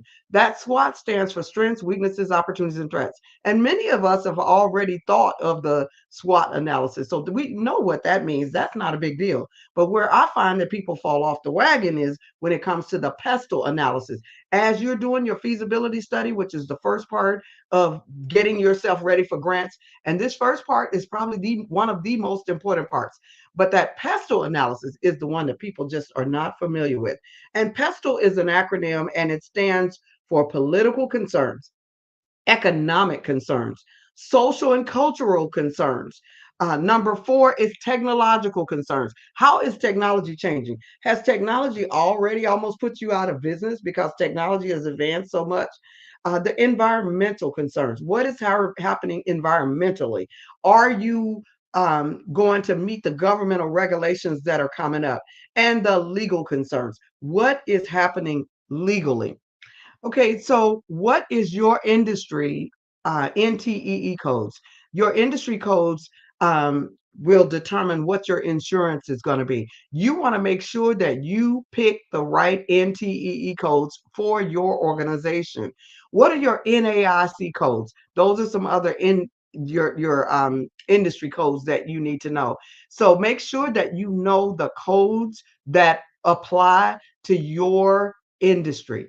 So that's it for our first section. In the first section, we want you to be able to develop your mission, vision, and value statement by making sure that you have done your strategic planning.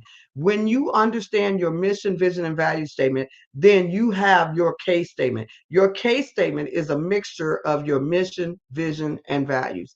So hopefully the information that we just gave you would help you in determining what your mission, vision, and values is, because now you basically know who you're going to serve. And then so that moves us into section 2, which is the make you or break you of regulatory requirements. It's a lot shorter than that first section. But in the make you or break you the make you or break you of regulatory requirements, we want to make sure that you know what your local, state, and federal requirements are. Your local is making sure that you have abided by your city's rules and regulations. You have your licenses, you have whatever it takes in order to move you to where you need to be. You have your state incorporations. If you are going to be a nonprofit, you have your state incorporation. If you're going to be an LLC and you're going to be a for-profit organization trying to get grants because you know you're doing a social work, then or you go trying to get contracts, then you want to make sure that you have your incorporation or your LLC or whatever it is that your attorney lets you know that you need.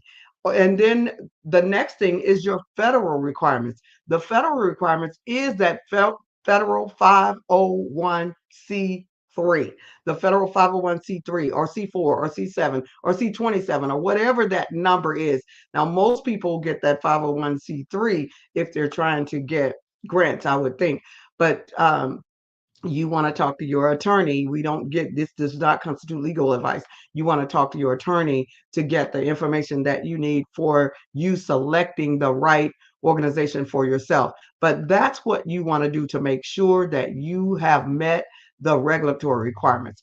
And then that moves us into section 3 of my 7 steps, or step 3 for my 7 steps for getting ready. And there are about 6 lessons that we normally teach in that area. And these are the outcomes. So you want to be able to, after we finish, the outcome is that you are able to describe your business or nonprofit credit building strategies. And in building those credit building strategies, you want to make sure that you have an email address that is an official email address. I don't mean at Yahoo or at AOL or at any of those places. I mean like be right at certifieddreambuilder.com. My email, my website is certifieddreambuilder.com. So my official email is info@certifieddreambuilder.com or be right at certifieddreambuilder.com. So you are able to reach me on my official email. In order for you to be considered credible, you need an email address, you need a business phone number, and you need a business address. Now, if you don't have a business address and you don't want to pay for something like an iPostal One or one of those organizations, then you can use your home address. I don't recommend that, but you want to make sure that you have a credible address for your business. Is one of the costs of doing businesses. You want to also make sure that you understand the how-tos of a bank account. All banks are not created equal. You want to make sure that your bank has a wealth management officer and that they know your name. So I call it a Cheers bank, where somebody in that bank knows your name. You want to establish and that they have a wealth management officer and that they handle the accounts of millionaire, billionaire types, so that maybe they do give out funds when those accounts reach a certain threshold. Maybe they give out grants, and because your deposits are already in that bank, you may be a better candidate for when they get ready to give out that money. Plus, the Cheers officer knows your name. So you want a bank that is a Cheers bank. You want to establish your accounting system. Um, you want to know the importance of background checks for anyone who is working in your organization. We're talking about building your business with credibility. You want to make sure that you can identify any risk associated with your organization and get the appropriate insurance. You want to make sure that, and insurance, it has a lot to do with you going to the right agent and making sure that you go to an agent who is already familiar with the risk for your organization. I was working with someone that was doing a camp, and one person talked real crazy about giving them the insurance that they needed. But we spoke with someone else who does camps all the time, and the insurance was much more affordable. Make sure you're talking to the right agent. Building business credit with net 30 accounts. You want to look up net 30 accounts and find out which ones would be best for you. If you get the book that we are covering today, which is Getting Ready for Grant Writing, you will find that all of those net 30 accounts are listed in there, and you can easily get those. And that's where they give you credit in advance so that you can continue to build that business credibility and get someone to give you credit in the name of your business. I am Dr. Barbara Wright. My website is certifieddreambuilder.com. Section 4, I'm talking about the 7 sections for building a business or nonprofit that is ready for grants and contracts. So our step 4 or section 4 is developing your quality brand identity. And the outcome for this section is that you are able to build a brand identity that is needed to reach your stakeholders. And your stakeholders is anyone who stands to benefit from what you're doing. So in building your mission statement and brand development, you want to make sure that you are familiar with copyrights, trademarks, and patents, that you have all of that down, that you have your social media name checks to make sure that your name is available in social media. You want to make sure that you have your logo, your mission statement, your vision statement, your slogans and values. And in the book, there's a lot of places in there that will help you in developing your slogan and values. And for those of you who are AI savvy, you can also go there. But we have a lot of this built into the book. Your statements about your organization, your graphics. You want to make sure that you're picking the right graphics for your organization. I know some of you guys are using Midjourney, some of you are using other opportunities, but you want to make sure that you pick graphics, and you want to pick graphics that are truly available and that you're not using somebody else's graphics. And once you start making money, they come back with a lawsuit. So make sure that you are checking that. And your playlist, that you have the right color scheme, that you know what your color schemes are for your organization. Again, I'm Dr. Barbara Wright with Certified Dream Builder. I am giving you the 7 steps to getting ready for grant writing, which is from my book with the same title, Getting Ready for Grant Writing. Okay, we're moving to step 5. And step 5 is establishing the right collaborative partnerships. And the outcome for step 5 is that you are able to explain board and collaborative partner development strategies. And in establishing your board, you want to know the difference between an operating board and an advisory board. An operating board is your governing board that's going to make decisions for your organization. The advisory board is going to be the board that helps you with the 3 W's: work, wisdom, and wealth. They're going to come in, they're going to work, they're going to bring wisdom, and some of them might even bring some wealth. Now, you want the 3 W's on your executive board as well. You want people who are going to be willing to work for the organization, bring some wisdom to the organization, and bring some wealth to the organization. So for both of those boards, you want some W, but your advisory board does not have fiduciary responsibility of the organization. Okay, so in picking your advisory board and your operating board, who will hold the corporate officer positions? You need to know what contributions will your operating board members provide? What contributions will your advisory board members provide? Who are your stakeholders and what are their benefits? How do they benefit from the programs, products, and services that you offer so that they can really support what you're doing?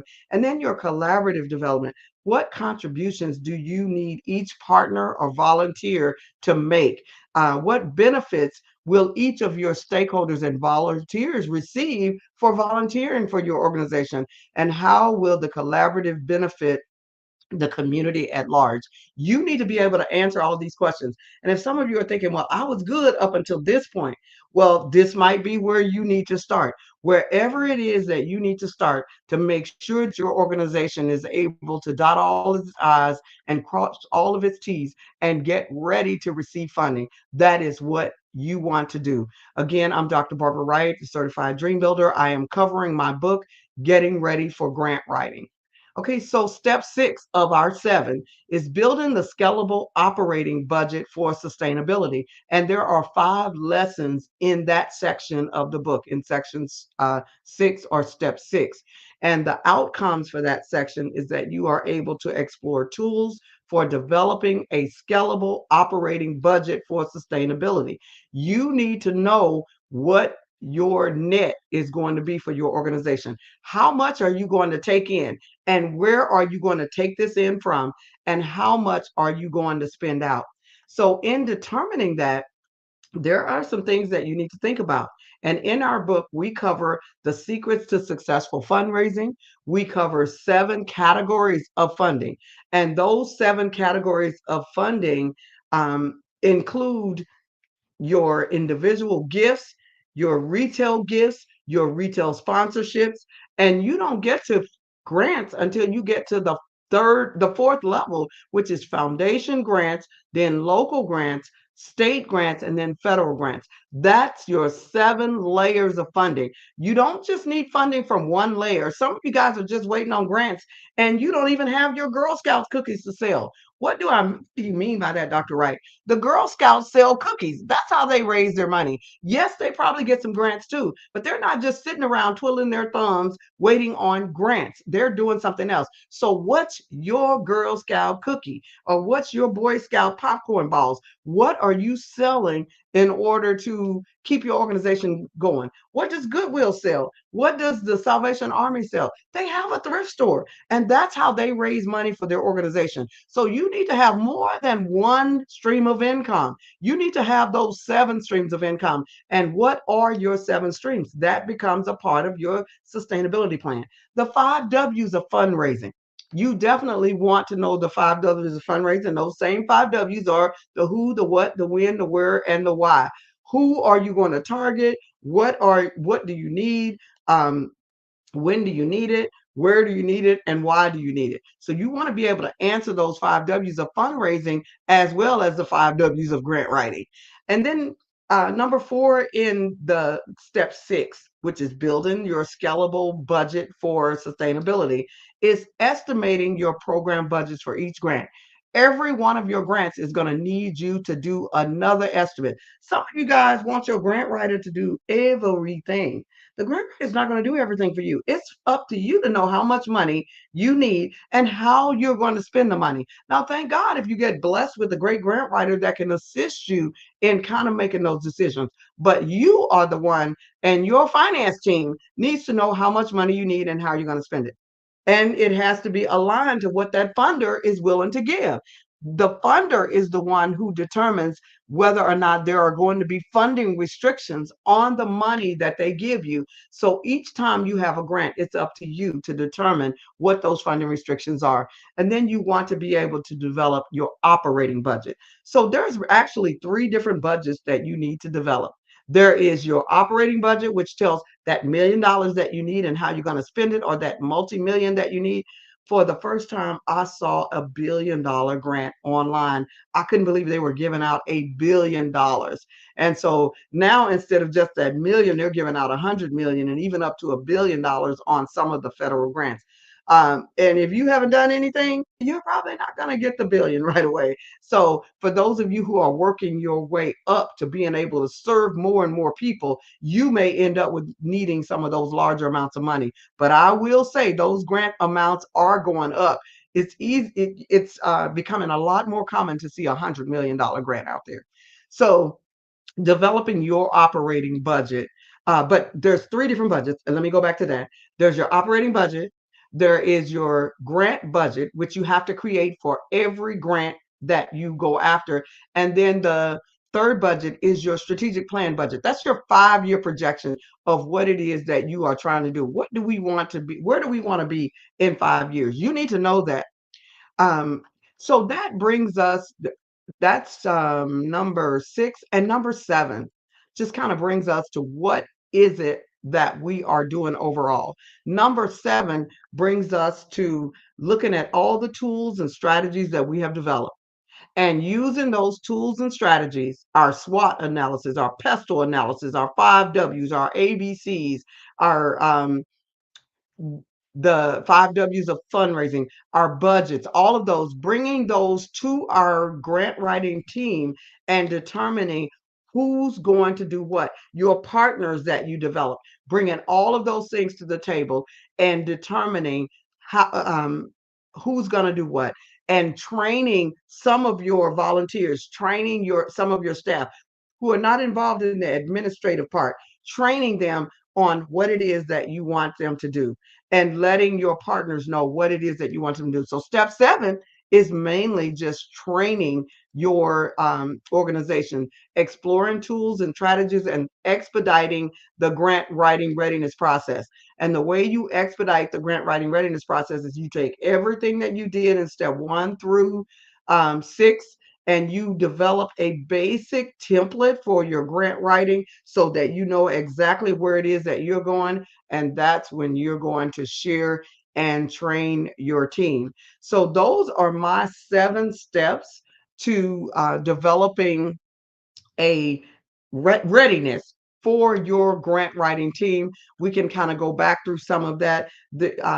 If I was to divide what I just shared with you into 3 sections of readiness, it would be the initial research and planning, which includes organizational research development. That's your who, your what's, your when, your where's about your organization, who you're going to serve, what additional programs, products, and services are needed. So when you're writing your grants, you can talk definitively about your area, locally, nationally, and internationally. If you are going to work internationally, you're going to do your evaluation of final ideas with your SWOT analysis, your pestle analysis, knowing your NTEE codes, your NAIC codes. And then also in that initial research and planning is your mission statement and brand development, making sure that you have got your copyrights and trademarks if you need them, or patents, your social media. You've done your social media name checks to make sure that your name that you've chosen is going to be worthwhile, your logo, you have your mission statement, your vision statements, your value statements, your slogans. You've developed all of these things, and you have your local, state, and federal regulatory requirements met, making sure that you've done everything that they've asked you to do, that your location that you want to do your program is zoned properly. One of my clients, we had to go fight the city to get her organization zoned to where she could actually do business. It delayed her so long it almost made her lose the business. So you want to make sure that you're checking with your zoning to make sure that the place that you have chosen to do business is actually zoned to do business. I think in the United States they're relaxing some of those zoning requirements, but you don't want to make a mistake. You want to make sure that you are zoned properly. And then the middle section that I covered just now was your organizational setup and expansion, making sure that you have your banking and credit building, that you have your operating and advisory board. We talked about the collaborative development, making sure that you have partners that's going to work with you, your volunteers, your stakeholders, making sure that you have one thing that I did not talk about, so I'm going to talk about it now. It is covered in the book, and that's your business, that you're comparing your organizations. When you're doing that SWOT analysis and pestle analysis, you want to make sure that you're comparing your organization to other organizations out there who are doing some of the same things that you're doing. And then that moves us over to the budget, which is the 3rd section, the final section. You want to make sure that you are building a scalable budget for your organization. You want to know who's going to train your board and your volunteers after your initial training that you do to get them ready for what it is that you desire to do. Because if you don't know where you're going, everybody else is going to come in and tell you where you're going. So you need to make sure that you know where you are going. And lastly, as I wrap this up, your grant writing team training. You want to take everything that you have done and build your readiness template and share that with your grant writing team so they know the direction, and be open to suggestions. Be open to what other people have found. One client I was working with this morning, I thought I might reimburse them because they said, I only hear from God. I don't want any. So when a person, and I do believe in hearing from God too, but he has given us the ability to make some decisions. So it's very important for you to be open, because other people might hear from God as well. So make sure that you are allowing yourself to be open to hear, when other people may have some suggestions that will even enhance some of the suggestions that you have. Again, I am Dr. Barbara Wright. I am the multi-million dollar grant writer. I have helped organizations to win millions and millions of dollars. Over, it's probably closer to 200 million right now. Many of my clients, many of my grant writing students are now at millions of dollars. There, I have one student who has just taken over a multi-block radius and built a multi-million dollar building on her land. And I trained her quite a few years ago, and she has taken that information and just went to the next level. We are excited about our training. If you go to our website, you can see when our free training is. We offer much of our training is just free of charge on our website at certifieddreambuilder.com. There's lots of free resources on there. We offer a lot of our training free of charge because we can only take a few clients. So to make sure that we are helping our community, we offer it for free. So if you are interested in that, just go to our website at certifieddreambuilder.com to where you can find our weekly free training. Yes, we train 1 hour a day free each week. And sometimes it goes a little longer than an hour. So if you want to hear how you can use these 7 steps to taking your organization to the next level, you'd be surprised how many organizations had to erase what they were doing and start again once they learned the actual 7 steps. So while I'm waiting on the BBX to come back, I'm going to tell you again, you can reach me at certifieddreambuilder.com. And what I covered today was my Getting Ready for Grant Writing book. And in that book, there are 7 steps to grant readiness, which I just covered. Step 1 being research and strategic planning. Step 2 being the make you or break you of regulatory requirements. Step 3 being starting or restarting your organization with credibility. Step 4 being developing your quality brand identity. Step 5 being establishing the right collaborative partnerships, knowing who your partners should be. Step 6 is building a scalable operating budget for sustainability. And step 7 is making sure that you train that grant writing team. Hello there, Mr. Worm. Timing is everything, isn't it? Timing. Yes, sir. Yes, sir. Well, one, timing. thank you for all of that insight and information. It is a wealth of info that everyone could and should use. But I think what even speaks even more voluminous about you and your commitments is the fact that you're training folks, that you provide free training, that you're trying to get other folks inspired and qualified to be able to do the things that you're doing and to help other businesses. So we appreciate all that you do and that, all that you're transferring in terms of information to the folks there. So we're running out of time on this segment, but you've already said to folks, best ways to contact you.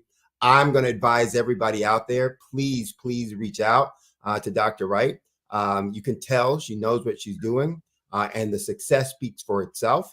But when you listen to you and what you have to say, it just brings a lot of confidence to folks that, they would be in good hands. So thank you very much, Dr. Wright. I appreciate the opportunity. As we say, genius is common. I'll see you on the other side. All righty. Have a great day.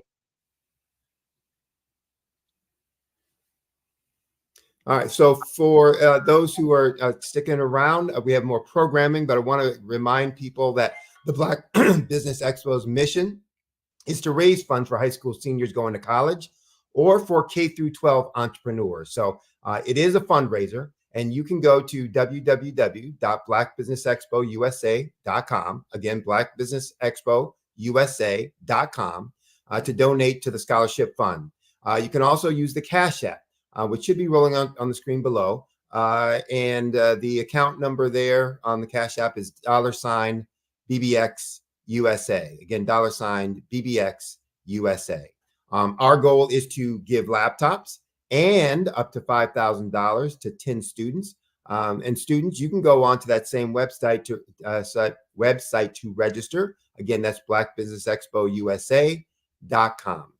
Remember, every dollar counts, so please donate to the scholarship fund. I'd like to also thank the Black Business Expo USA sponsors for this month, May of 2024.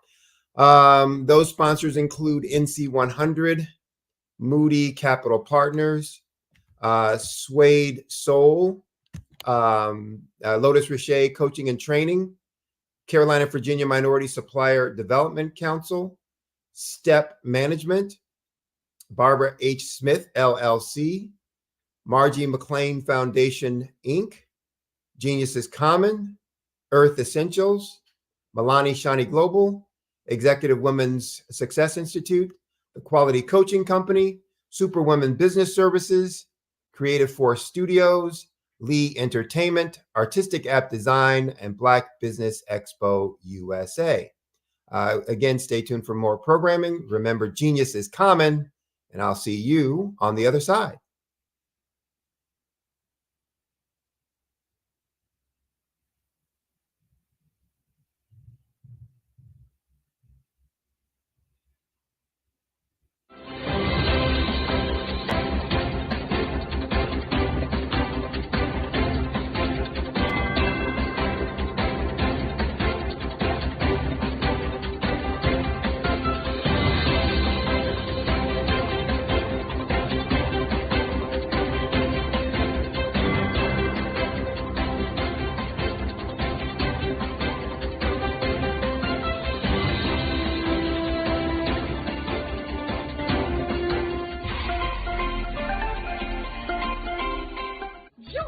Dr. Eric Kelly III and a host of phenomenal speakers from all around the globe for this 7-day virtual event that you don't want to miss. The mission of the Black Business Expo is to raise scholarship money from kids all the way from high school, all the way from college. The Black Business Olympics is one of the largest Black business showcases in the world. It is an opportunity for businesses and companies to showcase their businesses globally. We are going to be giving away laptops up to $5,000 away to students.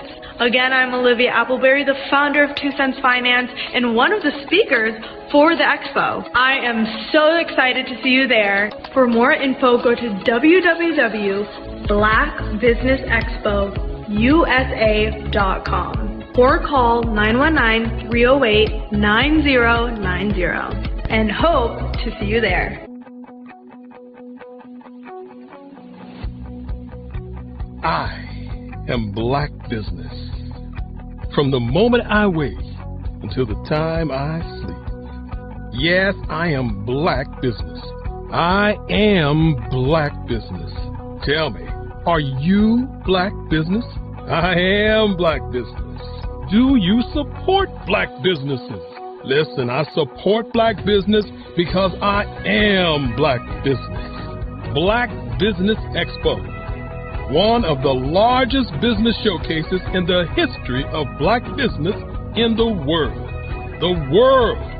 Sign up today at www.blackbusinessexpousa.com or call 919-308-9090. I am Black Business. I am Black Business. From the moment I wake until the time I sleep, I am Black Business. I am Black Business. Are you Black Business? I am Black Business. Do you support Black businesses? I support Black business because I am Black Business. Black Business Expo, one of the largest business showcases in the history of Black America in North Carolina. Join Dr. Eric Kelly III and a host of phenomenal speakers from all around the globe for this 7-day virtual event that you don't want to miss. The mission of the Black Business Expo is to raise scholarship money from kids all the way from high school, all the way from college. The Black Business Olympics is one of the largest Black business showcases in the world. It is an opportunity for businesses and companies to showcase their businesses globally. We are going to be giving away laptops up to $5,000 away to students. Again, I'm Olivia Appleberry, the founder of 2 Cents Finance and one of the speakers for the expo. I am so excited to see you there. For more info, go to www.blackbusinessexpousa.com or call 919-308-9090 and hope to see you there.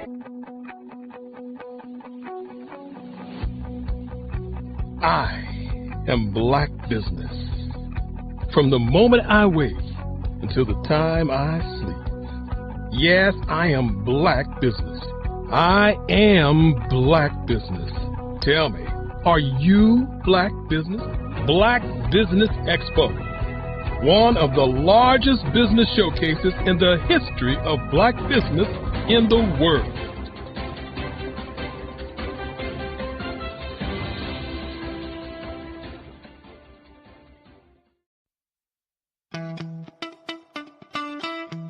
How many times have you been asked to help someone you didn't even know, a student, a business entrepreneur, or did you ever even ask, where did they end up? That business, that friend, that entrepreneur. Well, just maybe they ended up in a gang, bankrupt, homeless, or worse, dead. Maybe they turned to crime, drugs, and alcohol. Did you ever wonder? Did you destroy their dream, or was your life always so easy? At the Black Business Olympics, we started a movement to help students complete. Give them hope and foster success. Help them to leave their dreams of providing laptops, computers, and up to $5,000 in scholarship funds. Today, we ask you to help a student, a business owner, or an entrepreneur to realize their dream by sponsoring them, supporting them, and buying from them. Consider this. With $1.6 trillion in our Black community, we only ask for a small donation for our students, our businesses, and our entrepreneurs. And you can change a life today. So I ask you, what are you going to do? Sit on the sideline and watch our students in high school be losers, miss out on their dream from lack of resources? Or are you going to donate to the movement and change their future and yours as well? Give us a call today at 919-308-9090. Change their life by investing with action to the Black Business Olympic Fund. The Black Business Olympics, one of the largest business showcases of Black business in the history of the world.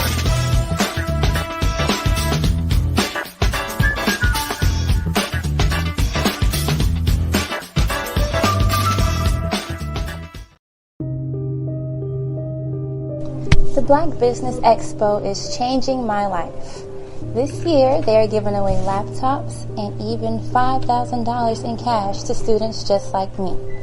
I'm Alexis, and I want to go to college to fulfill my dream of becoming an entrepreneur. Help the Black Business Expo going to www.blackbusinessexpousa.com and also becoming a vendor, a sponsor, or donating.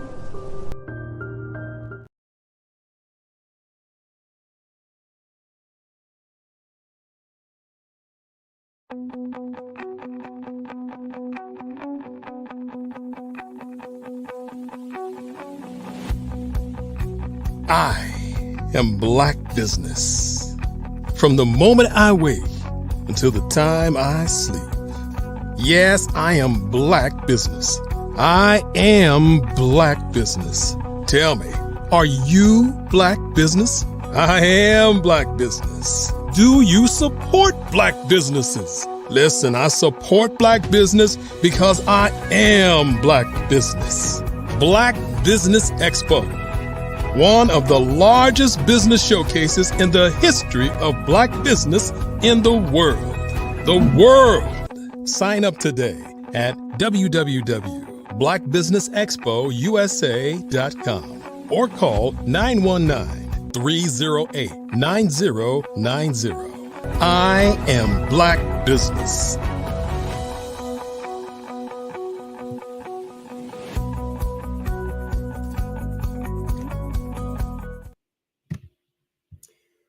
Good morning for all of you business owners, entrepreneurs, thought leaders, and corporations. Welcome to the Black Business Network. My name is Sidney Wormsby. I'm your business moderator for this morning on the Black Business Network. And the Black Business Network is a 24-hour business network showcasing Black businesses, business owners, entrepreneurs, and thought leaders worldwide. We have speakers from North Carolina, London, Singapore, Africa, Japan, and from cities all over the United States. The Black Business Network is a global community sharing its business knowledge to empower, to inspire, and to educate businesses about business. Our next speaker this morning is Dr. Tandra Price. I'm going to ask if we could bring her onto the stage, and I could do a quick interview of her to introduce you or introduce all of you in the audience to her and what she's going to talk about. So, Philomena, go ahead and start us out. Hi, Dr. Price. How are you? Hi, how are you? Good, good, good. Where are you calling in from today? I am calling in from Edmond, Oklahoma. So I'm so excited to be here. Listen, I'm not a part of any tornadoes. So listen, thank you. I'm thankful for that. Should I say, let me start over. Well, you're going to be the tornado. How about that? I'm going to be the tornado. Okay. You're going to be the tornado. You're going to get this whirlwind of information and people are going to be going, whoa. Yeah, so I'm ready to give it to you. Tell folks a little bit about your background, what's your area of expertise, and tee up what you're going to be talking to them about this morning. Awesome. So I'm going to be talking to you today about mastering the art of communication, which is one of my favorite topics. I am a network strategist. I have 20 plus years experience in this particular field. I am the founder and owner of a global recognized publication, which is Tapped In Magazine. We honor, it's a lifestyle, business, and entertainment magazine where we help speakers, authors, coaches, or anyone just looking to get some brand visibility. But I really want to stress on how we can really relate being in the media, getting mass visibility, and mastering the art of communication, and help us with our networking skills. So that's what I'll be talking to you about today. All right. Well, I've heard you speak before, so I know folks are in for a treat. I am going to get out of your way and let you have full use of, the time for your slot. And as we say, genius is common. I'll see you on the other side. Awesome. Awesome. Again, I am so excited to be here. Today is Tuesday, and I am, again, going to be talking about mastering the art of communication. But I'm going to just kind of give you just a little bit more detail again of who I am. I'm a renowned international speaker, accomplished 2-time best-selling author. I'm an expert networking strategist. Again, I'm the proud owner, editor-in-chief of Tapped In Magazine, which is a global recognized publication. Our magazine features 4 editions. It's catering to women, speaker, men, and authors. And we actually have a new publication coming out, which is called Speakers Highlight. We have entrepreneurs spread their message, expand their network, and reach a broader audience. One of the things I like to kind of start off with is the most important communication skills is uniquely being interested in other people and deeply understanding them. That's really the core part about mastering the art of communication. But we're going to talk about 5 keys to mastering the art of communication. One is going to be, what is the best way to start a conversation? 2, when is the best time to network? I get that asked all the time. When is the best time to network? 3, how do we create this action plan when it comes to networking? And also, number 4 is creating a solid networking using LinkedIn. That is one of the most highly sought after platforms that is always left out and missed out. And then how do we incorporate a digital platform with that, which is also in mastering media in publications as well. So networking is an investment, you guys. It is an investment in your business. We have to think about it when we're looking at networking, that every time we do something, it is a part of our business. It takes time when it's done correctly, and it can yield great results for years to come. So I want us to kind of keep that in mind as we kind of dive into this dialogue. Networking can just be simplified for everyone, whether you're an introvert or extrovert, whether you are thriving in networking events or you find it challenging to start a conversation. These strategies are proven to what I'm going to share with you. We've been sharing them with multiple people along the way. They'll equip you to seamlessly integrate your networking in both your business and professional, because we have to think about when we're looking at networking, it is really a personal technique, a personal touch that leads into some massive opportunities. So when we think about, how do we spread this message? There are so many different platforms that are out there that we can really utilize to make our communication so effective. So I want to share some of those platforms with you. You probably use some of them right now, or you may have not even heard of some of these public platforms. One of them is the email. Slack is another great popular form of platform that they use a lot to do communications with. Microsoft Teams. A lot of corporations use this, trying to communicate a mass message to their team. Zoom, Skype, WhatsApp. Now, WhatsApp is really an amazing platform, especially if you're trying to go international. A lot of people kind of miss out on that. That if you're trying to reach people and broaden your audience, WhatsApp is a great way. Google Meet, Facebook Messengers. There's so many different techniques and ways that you can use your Facebook Messenger to actually make sure that you are moving your message effectively and efficiently. Twitter. You have Streamline, via phone, which is we all carry those every day, all day.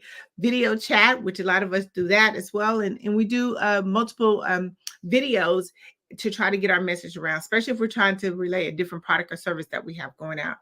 Messaging app, Team Chat, LinkedIn messaging, and Instagram. So those are just some of the platforms that you can really optimize your effective communication. But let's dive into it again just a little bit. We talked about how do we really initiate a conversation? How do we start a conversation? The first way we want to talk about is just introducing yourself, just simply introducing yourself. A lot of times that prompts another response. Just think about it when you go somewhere or if you're out and about and you introduce yourself, someone immediately responds to you. You don't have to do a sales pitch or anything. Just introduce yourself. Hi, my name is Dr. Tandra Price. It's nice to meet you. Just doing a simple introduction. The second way to start an effective communication is just ask a question. A lot of times we want to get another response, and asking questions is a way to get an immediate response. Have you seen that? Or have you been here before? Is this your first time? I mean, you're asking questions to get someone interested in talking to you. My third way of starting communication is compliments. Compliments is always the best effective way. If you can compliment somebody and tell them how good they look or something impressive about them, it helps you to set up that immediate response to be so impressive, to leave a lasting impression, because they're going to remember that you complimented them on something.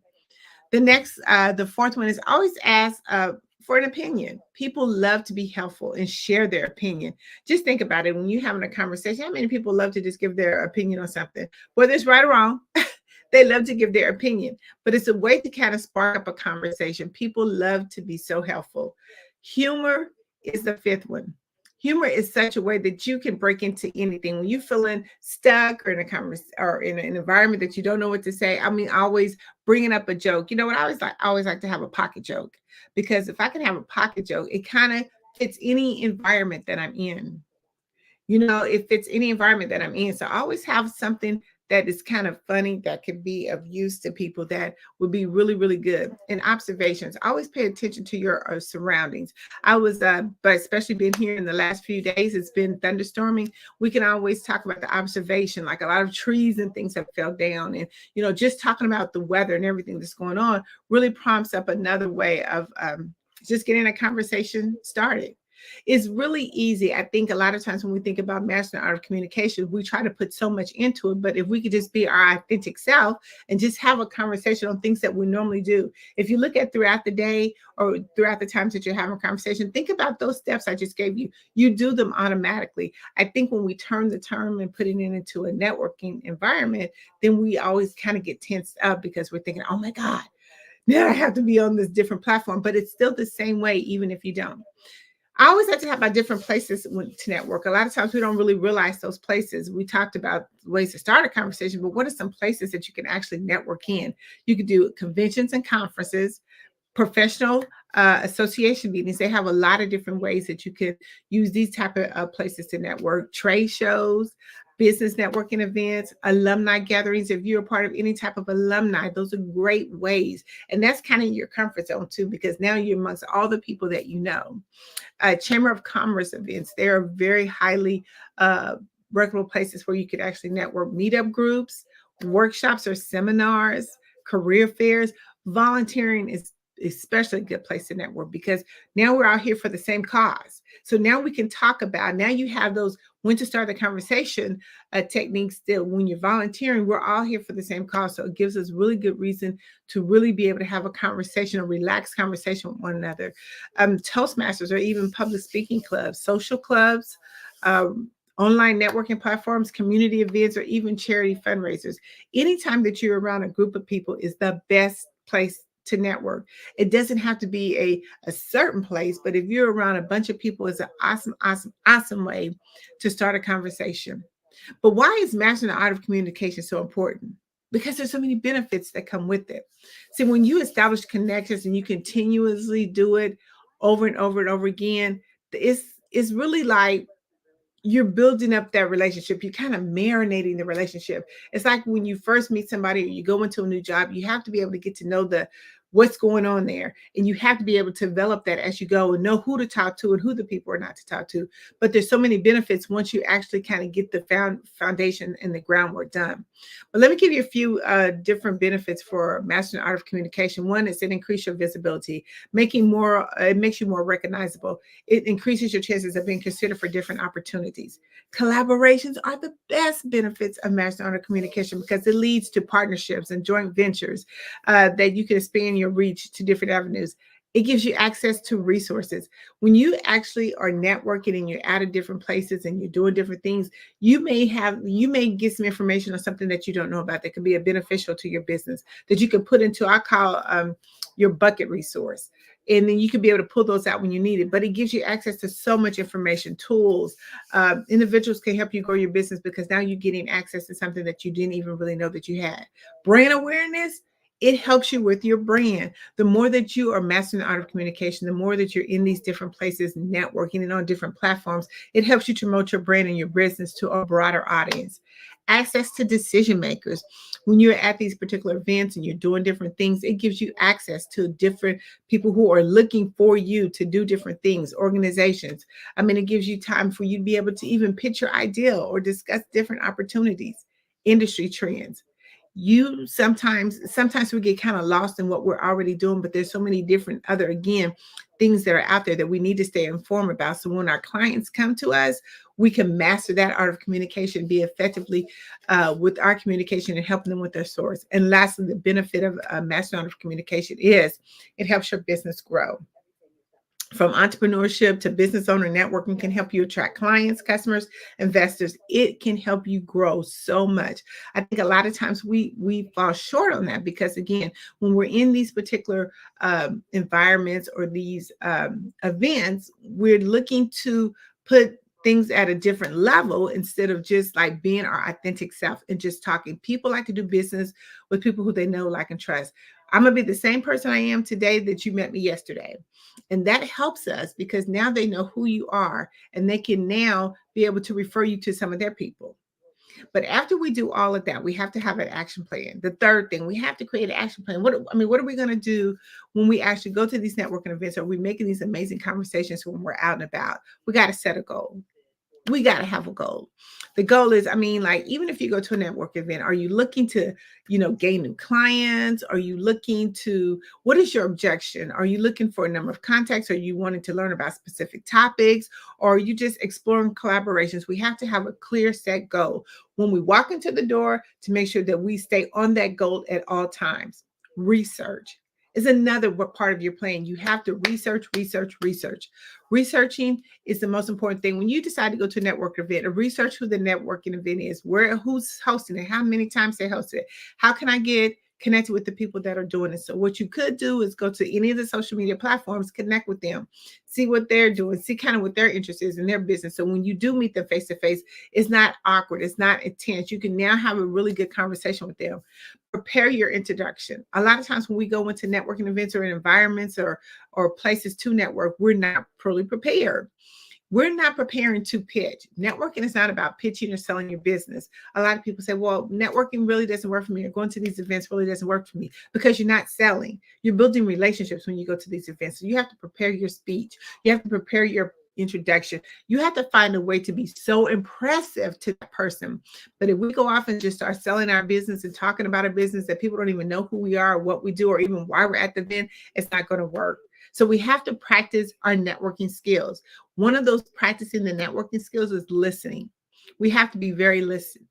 And we have to know exactly what our prospect across from us is saying. I know we have an agenda, but we have to listen to what our prospect, or the person who we're trying to connect with, listen to what their needs are.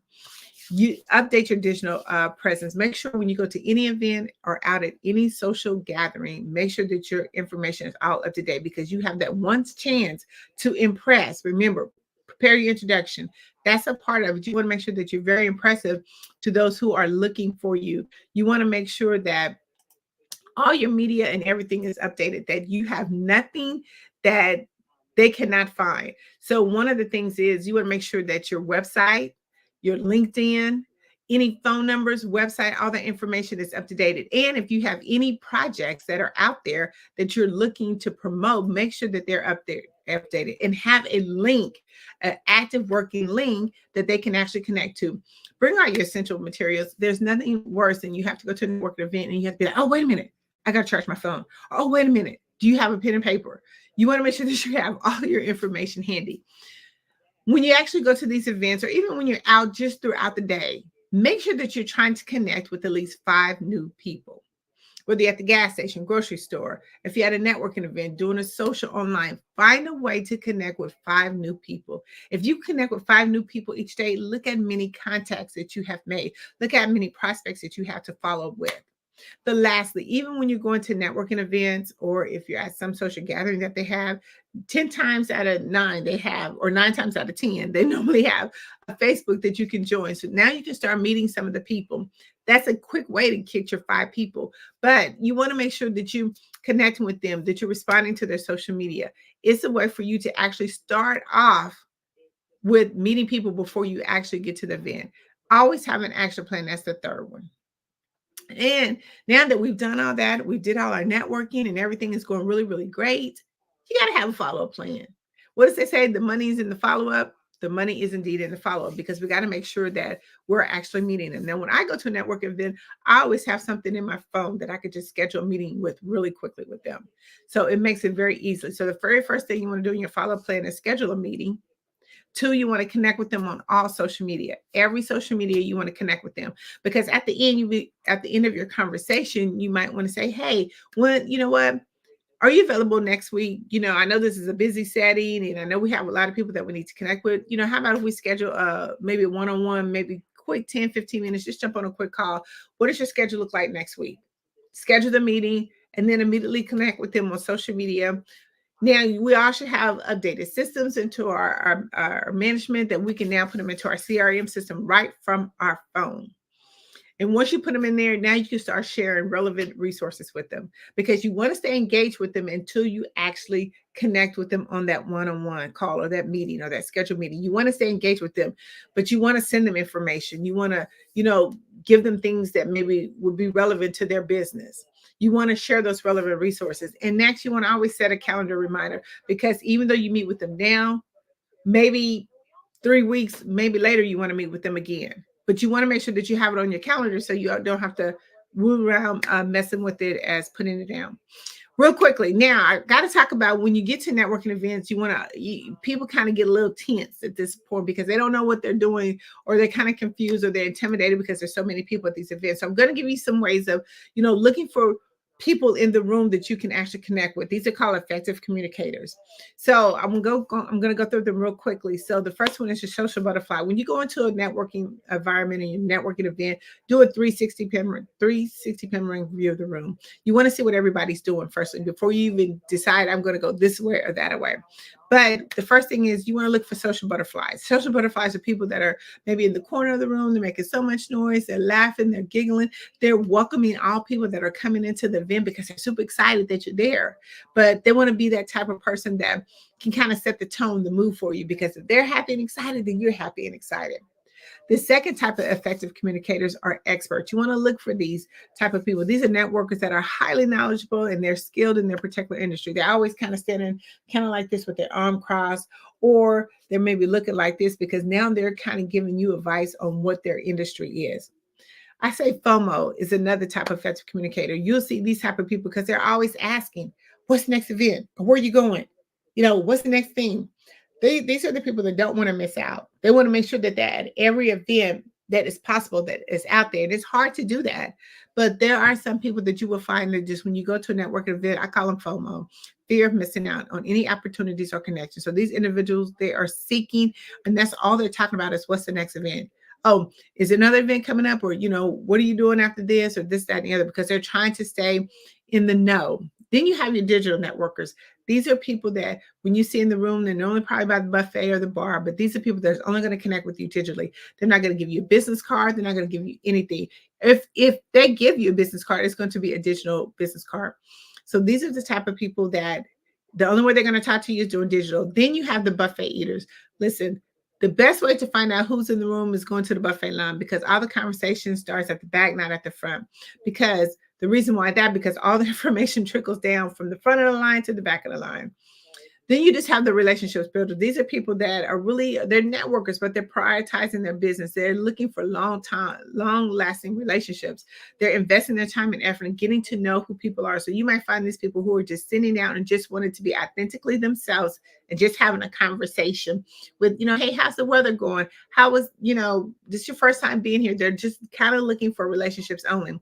Collaborators is your next way of looking. These are people who are just looking for opportunities in advancements. Like, I have an event going on, they have an event. Well, you know what? Maybe we can look at collaborating together and see how we can make things work. You'll hear that conversation a lot when you come to networking events. And then you have innovators. These are people that they have the best new thing or the best trend that's coming out. They're forward thinking and they often introduce new ideas. You'll be like, oh, hey, I have this new idea that I've been thinking about, or this new project or service. So you want to look at them. So when you get into the networking room, you want to kind of really think about, who are these people that I'm networking with? How do I get to be a part of these? What are the effective communicators and where do I want to spend most of my time at? Because that's one of the things that I get asked all the time. When I go into a networking room, I'm a little intimidated. I don't know where to go. But by looking at these effective communicators, you can now figure out, where do you want to be inside the room? What do you want to be doing in the room? And it helps you to be able to gauge what you're doing. We want to just jump in real quickly, how we really connect LinkedIn to all of this mastering art of communication, because LinkedIn is 810 million users and the platform is free. It's over 810 million users and the platform's free. But what I want to say when we talk about connecting and mastering the art of communication when it comes to LinkedIn is that there's certain things in LinkedIn that helps us keep that communication going that we have to make sure that we have clear and concise. One is going to be your profile picture. Make sure that you have a professional picture there. Don't have a picture that has a distorted background or something that's going to be looking more in the background and not your professional pictures. Have something and make your picture warming and welcome when people look at your LinkedIn picture. Make sure that your headline matches what you're doing. A lot of times, people won't have a headline and they're looking for people to come and connect with them, but they have no idea what you do. They have nothing about you. And then in your subheading, again, it's not connecting, it's not matching. Make sure your summary and headline is very well connected and that you're talking about your highlights and strengths. So people, when they look at you, they get a glimpse. Remember, You have to make an impression. It's just like if you're meeting someone in person, your LinkedIn profile needs to be saying the same thing. Your experience, make sure that you give details. Like if you're an entrepreneur, give details of what you've been doing. If you're a business owner, especially give the details of what you've been doing within the organization. How can your experience match what your prospect is looking for? And we have to think about that. You have to make sure that we're catering and targeting to our audience. Our skills, make sure our skills is very detailed, and make sure that we're getting some endorsements on our skills. Your education, don't leave anything out, whether you've done some trade shows, got some certificates or things of that nature. Make sure that we put all of that in there, because the more we put in there, the better it is. Recommendations, make sure that you can get some recommendations. And I can show you in our LinkedIn bootcamp how you can use your comments that people are saying about you as recommendations. Your volunteer experience. This is kind of true and hard, because we want to make sure that we're giving back our resources. What cause are you really a part of? What do people see besides what your business is that you give back? Make sure that you attach any media like newspapers, magazines, Tapped In Magazine, any news articles, NBC, CBS. Make sure that you put all those in there. And let's talk about engaging your network. And we share you a whole lot about that in our networking bootcamp. But one of the things is, once we've done all of that, we went from networking to starting a conversation, to creating a plan, to now doing a follow-up. Now we're putting this all together with LinkedIn. All of these steps are how we master the art of communication, how people look for you in the field of your expertise. There's one thing after LinkedIn that they looked at. They look for you to be Google. You have to make sure that you are Googleable and that your website is aesthetically pleasing. So when people come to you, they can find you easily, that everything looks good. They're willing to work with you, because now we found a way how we can communicate with everyone. We found a way how we can effectively communicate. And then last thing we want to talk is, how do we get this digital presence in? Right now, that digital presence on any platform is highly sought after. One of the things is that when you actually are in a digital publication like Tapped In Magazine, right off the bat, people are now looking at that. You get 66% rating open when people find you on a digital platform. So when, for instance, when Tapped In Magazine releases its publication, we release that to over 30,000 of our already users. We have over 700,000 online distribution, but now we're releasing that. Imagine the very first time it hits, it gets 66% open rate. Why wouldn't you want to do a digital? Because it's going to be faster, it's going to be more effective, and it's going to be more of how you can get your message out. It's going to be how your story relates, what we're talking about. How do we mirror that with people who are looking for your service? We tell the story of how we got started and things of that nature. But what we do in Tapped In, we make sure that your story hits and resonates with the community, especially our readerships. And it's so important, because when you think about getting your message out or getting your program and services out, we want to make sure that it caters to the readership that are looking for you, the people who are looking for you. It's not just a magazine. It becomes more of a statement. 9 times out of 10, when I go into a meeting or I'm looking to connect with somebody, at the end of the meeting, I always hand them a publication with my face on it, because now they're looking there saying, oh my God, she's on the front of a magazine. See, now that makes me more credible, especially in my industry. It kind of gives me a little edge up to say that, hey, you really know what you're talking about, because now you're on the publication. And then they go to Google, and then they can see all my news release, all my other articles, all the other magazines that I've been in, as well as spreading my message. And then they can look at all the different platforms that I've been on, whether it's speaking platforms, whether it's been on different events. They can all find that, because just about everything that we do, we want to make sure that we have that Google access, because they're going to look for you on Google or LinkedIn. And when we come back to LinkedIn, then we're talking about, okay, does my banner match exactly what I do? So when I'm out prospecting and I'm looking for people to say, hey, let's get into this publication, or you have a new brand or product, why don't you place an ad into this publication? Now they can match both of the things that what we're saying, and all my summary, my videos, because again, we talk about this in our LinkedIn bootcamp about what you need to put out there and how do you make that relevant, and how do we make authentic connections without having to do so many ads or LinkedIn ads. I'm not knocking ads, because I think they really work, but let's figure out how to get the foundation of where we can actually do some effective communication with the message that we have first before we actually distribute it out.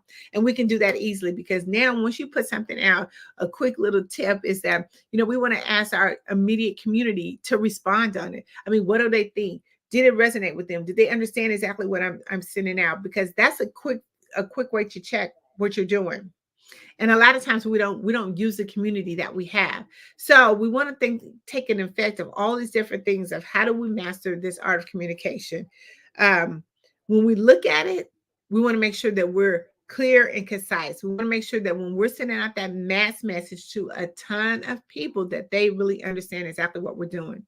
Again, let Tapped In Magazine be the simplest way for you to be able to get that message out and to mass message that out.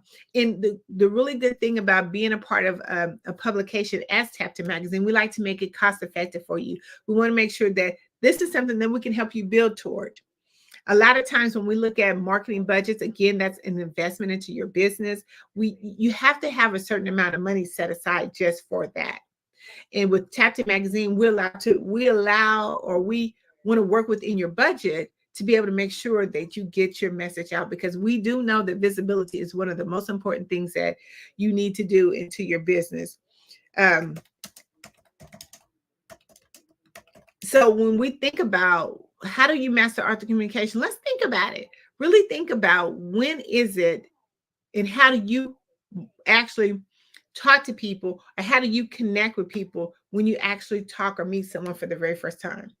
We have to look at that and think about ways to make sure that people really understand what we're doing.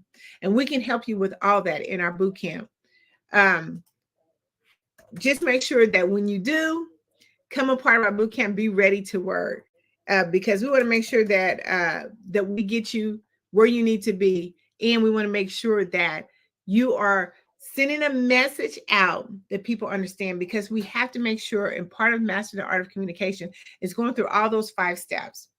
They have been proven, they have been working, and a lot of people really understand, and they have seen some such success behind this platform. So we want to make sure that when we're talking about mastering the art of communication, that we do understand how to do that. And we want to make sure that you join our boot camp. We want to make sure that you are a part of what we're doing in helping you to elevate your business. Like right now, we're headed to the Essence Fest, and the Essence Fest is one of the big places. We put you in those particular places that have a mass audience that you can broaden your horizon. We're going to the Essence Fest, and one of the things that we're doing is we're putting together an exclusive edition for the Essence Fest. Why? Because we know that some people can't come to the Essence Fest, but they can still be there with their product and service, because we're going to be like your on the ground PR person, because we're going to be passing those out as we go. There's over 500,000 attendees at this event.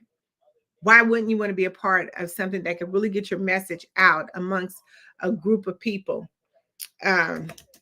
So this is an opportunity to be a part of it. You can be a part of it for a small minimum fee.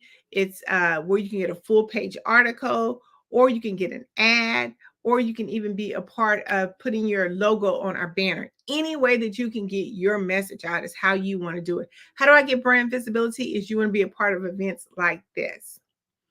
So let's think about this and figure out how do we do it. You go to Tapped In, that's TAPIN magazine.org, and click on Essence, exclusive Essence, and you can be a part of our edition that we're going. Now, Essence is July the 4th. We have a cutoff, I think it's June the 20th, if you want to be a part of that. But Tapped In Magazine is wanting to make sure that you get your message amongst a mass audience. Be looking for different things, because we're going to be a part of so many different events that's going to be coming up that's going to give you that exposure. Now, join our boot camp, because our boot camp will help you to be able to master the art of communication. It will help you to be able to put these things into place and be able to, when you're having a conversation or you're going to a networking event, you're not going to feel uncomfortable or a little bit, kind of tense or unease when it comes to it, because now we're going to show you how to do it. So you can be able to make sure that you can be able to master your art of communication effectively. When it's time to actually go into networking, it will become so easy to you to be just like, eating candy. It's just like eating candy when it comes to networking, because we're going to be able to help you master that art of communication. You're going to get into the networking boot camp. Again, it's going to be coming up in mid-June. We have opportunities for our publication. Right now, we're doing the essence and we're doing a special to help you to get into 2 publications for the price of 1. So we have that going on as well. And then we're going to be having some other events. We're going to be a part of the NFL, which I'm so super excited. And that's, again, giving you a part of mass audience that you could be able to reach out to. So we want to make sure that we connect in all those different areas. I want you to kind of do just a check sheet or fact over the next week. I just kind of challenge you to see how you're actually communicating. When you go out and you start talking to people, whether it's business or professional, just look at some of the ways that we've actually showed you how to do what we're doing, and using these things to help you to master your art of communication. Use some of those techniques that I showed you. Use some of those communications that I've showed you at the very beginning to actually start practicing. So take like the rest of this week and maybe next week and just kind of figure out how am I really talking? Do people really understand? If I put out something on social media, do a quick check with your network. What did you get out of this message that I sent you? I mean, like, ask someone that, what did you get out of this message that I sent you? Or what is this message? How does this message resonate? Was it relevant to what you're doing? Because then before you can even put it out there, then now you can get kind of way how you can tweak it a little bit to make sure that people understand exactly what it is that you're doing. It's so important when we think about putting all this together and mastering the art of communication. So why don't we do that as a challenge this week? Figure out what it is that you're putting out there. Get a quick check with your network before we all have that inner circle that we can send stuff to. And I do it all the time. Sometimes I'll send, flyers or things of that nature, or just, kind of use some of the wording that I'm going to put out on social media and ask, my center of network, what did you think about what I'm going to, this particular caption? Does it resonate? Does it make sense? Because a lot of times we put out stuff, a lot of times we type and we put stuff out and we think people understand, but only we understand it. And that's a lot when we talk about being on platforms, speaking platforms, is that we can talk because we are passionate about what we're talking about. We know what we want to say.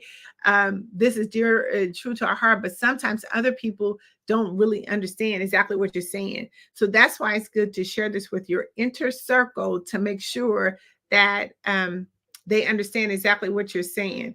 And that's why you want to make sure that we are a part of some of these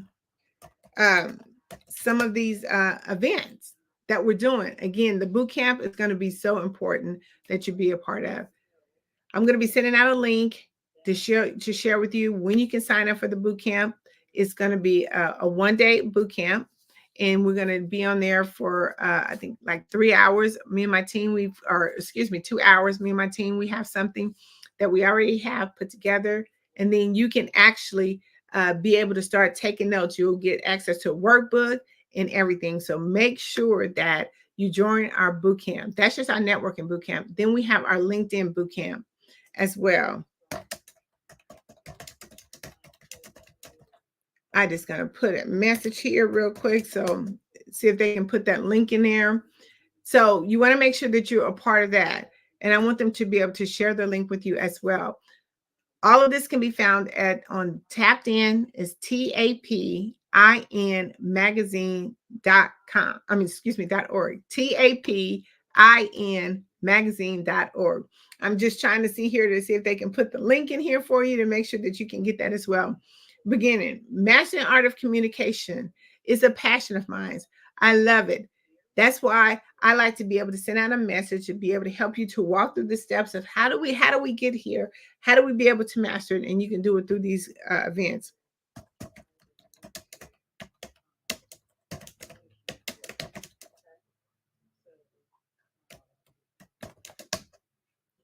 So let me see here.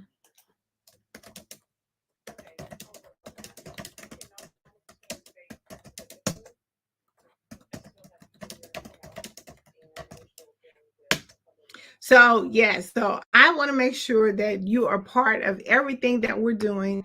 Be a part. I was just trying to make sure that they got the information, but make sure that you are tuned in to everything that Tapped In Magazine is doing.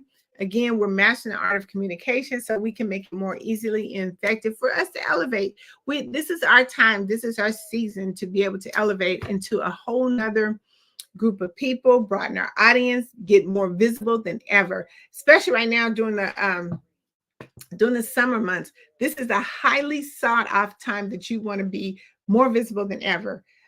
People are either off of work, they're doing vacations, or they're looking for something. They are actually looking for something. So you want to be the first face that they see. You want to be the first person that they're talking to. And how do you do that? One is being visible. Two is mastering the art of your communication. Make sure that your communication is getting out there and it is resonating with people. I cannot say enough how this is so important that we do. Let me just see here real quickly. Let me make sure that they're getting this in here. This part here real quick. Get this in here real quick.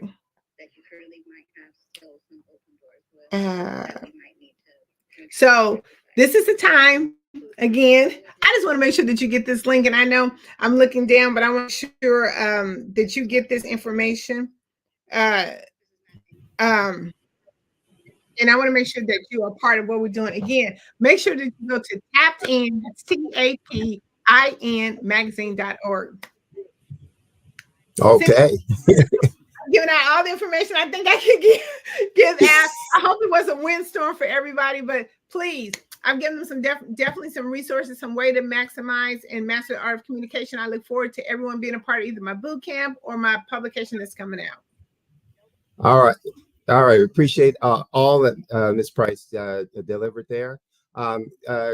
Closing up, wanted to promote the scholarships and the reason for the Black Business Expo, and specifically the mission of the Black Business Expo is to raise funds for high school seniors going to college and for K through 12 entrepreneurs. So the expo is a fundraiser for those students. You can go to the blackbusinessexpousa.com website. Again, that's www.blackbusinessexpousa.com to donate to the scholarship fund. You can also use the Cash App, which should be scrolling across the bottom of your screen.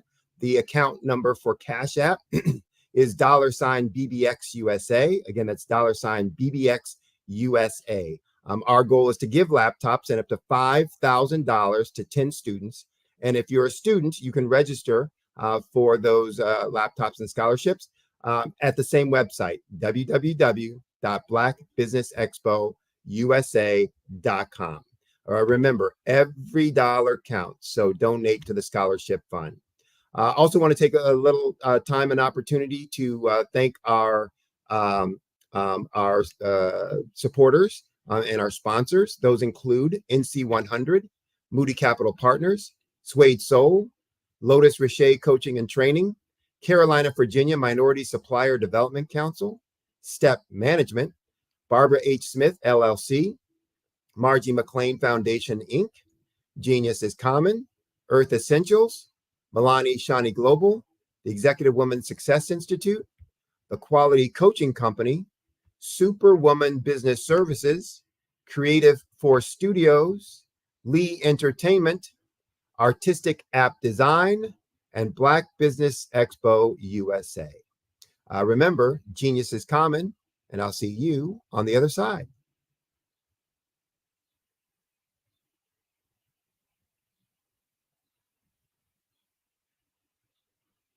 Over the past few years, we've seen the growth of existing and new initiatives focused on financial inclusion, building global networks, and reducing the wealth gap in response to the idea there's not enough seats at the table.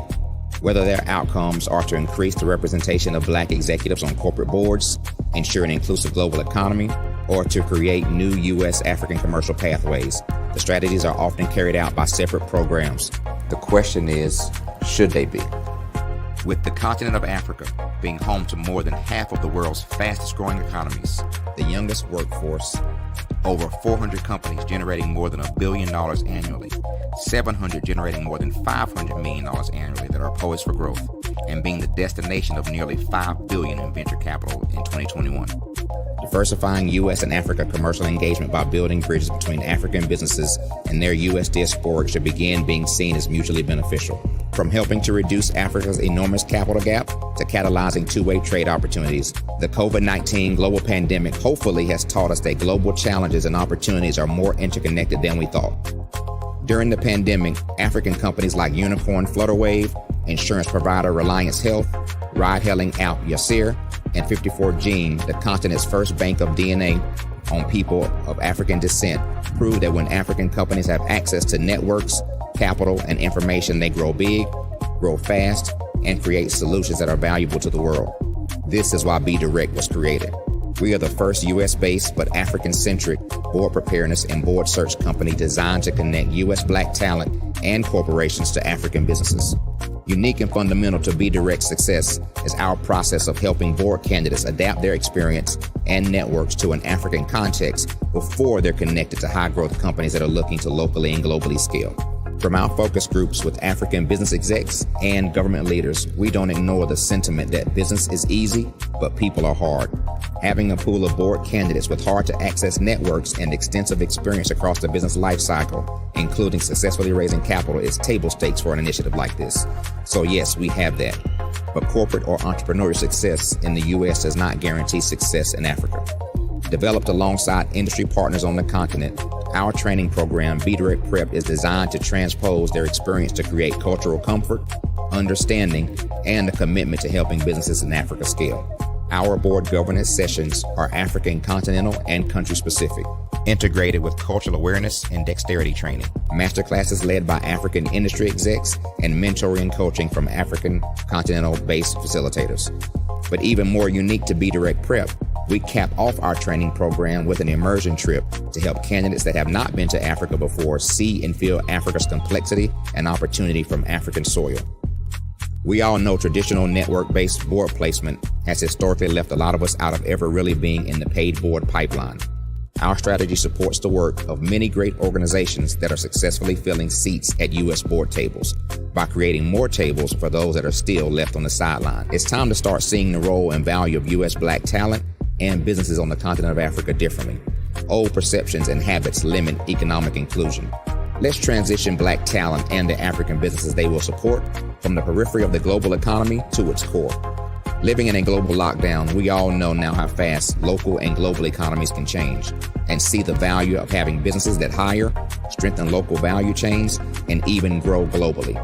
Status quo in any form holds back progress. We must democratize U.S.-Africa commercial engagement by socially and economically connecting cultures that have long been disconnected. It's time for Africa's U.S. diaspora to redefine their global value by helping African businesses scale continentally and globally.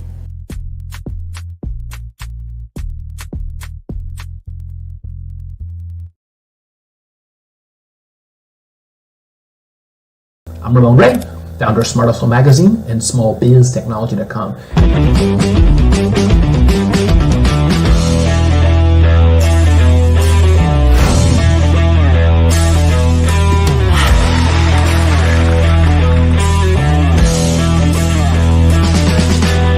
You're here today to celebrate small business success. Stand up on your feet. You rocked the house. It was amazing. Didn't we learn? For me, success comes from failure. One thing not to do is shake somebody's hand like this.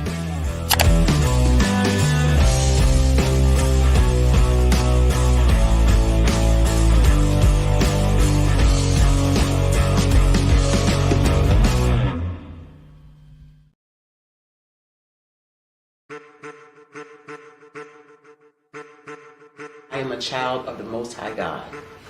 He has gifted me in ways that I could not even imagine and didn't know.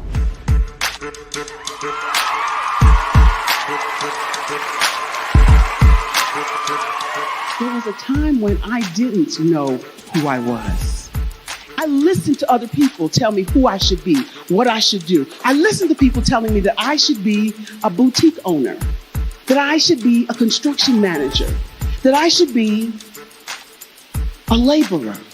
Have you ever felt like you should do something else, be something else, go somewhere else, be wherever you wanted to be, and you felt like you were in a box? Anybody in the room? And you couldn't get out? Anybody in the room? And you kept trying to go and go and you couldn't get out? Anybody in the room? But let me tell you, you need to rock the box. Rock the box.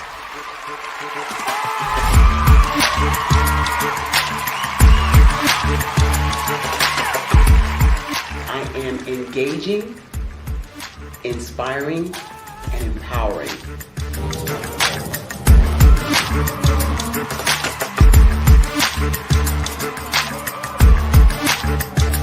I would give you everything I know. Just by touching you, if I could, by osmosis, give you every single thing I've learned, I've gone through, I know I would. We know that's not possible, but as it is possible, I love to share information with people. Some of you out there, people have told you that you can't be, you can't have, you can't do. But I will tell you, like Kingston said, you can, you must, and you will. If it's to be, it's going to be me. You got to say it. If it's to be, it's going to be. If it's to be, it's going to be. If it's to be, it's going to be.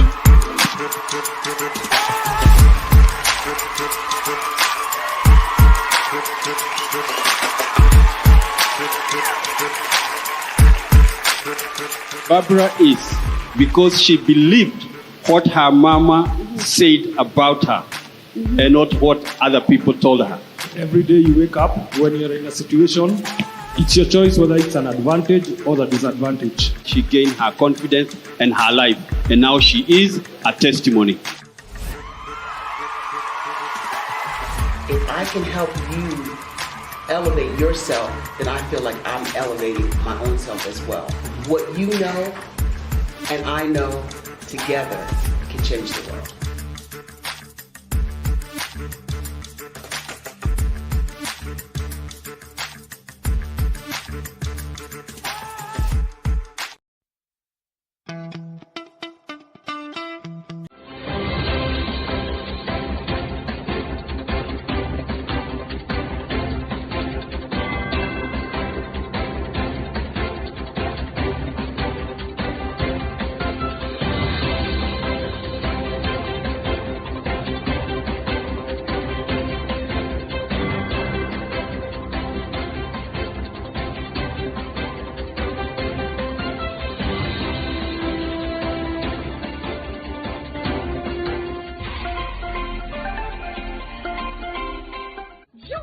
Dr. Eric Kelly III and a host of phenomenal speakers from all around the globe for this 7-day virtual event that you don't want to miss. The mission of the Black Business Expo is to raise scholarship money from kids all the way from high school, all the way from college. The Black Business Olympics is one of the largest Black business showcases in the world. It is an opportunity for businesses and companies to showcase their businesses globally. We are going to be giving away laptops up to $5,000 away to students.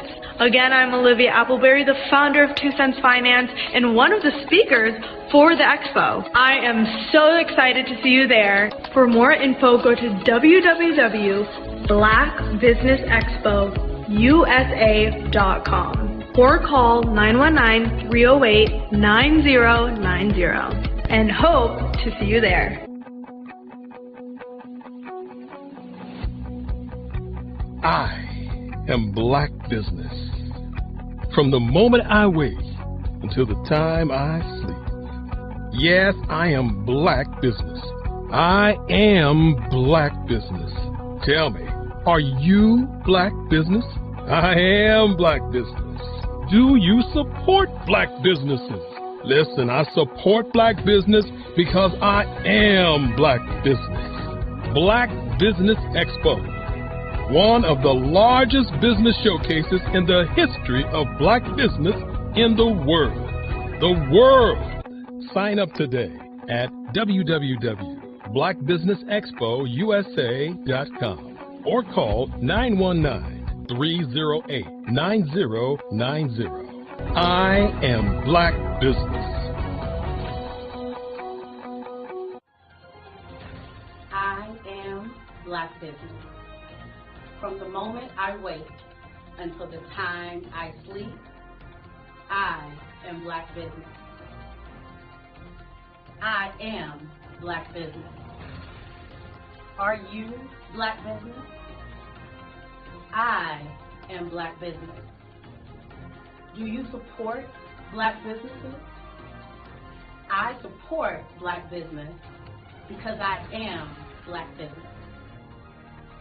Black Business Expo, one of the largest business showcases in the history of Black America in North Carolina.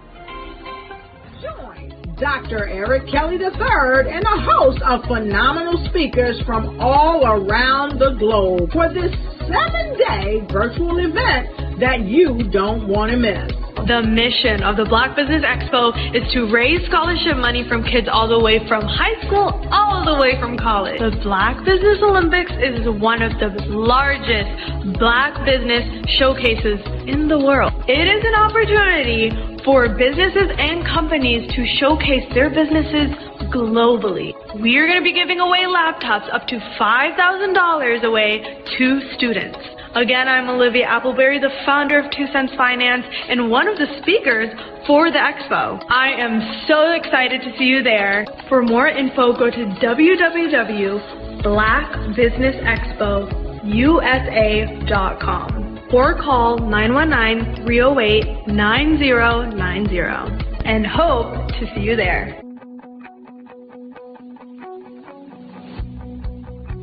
I am Black Business. From the moment I wake until the time I sleep.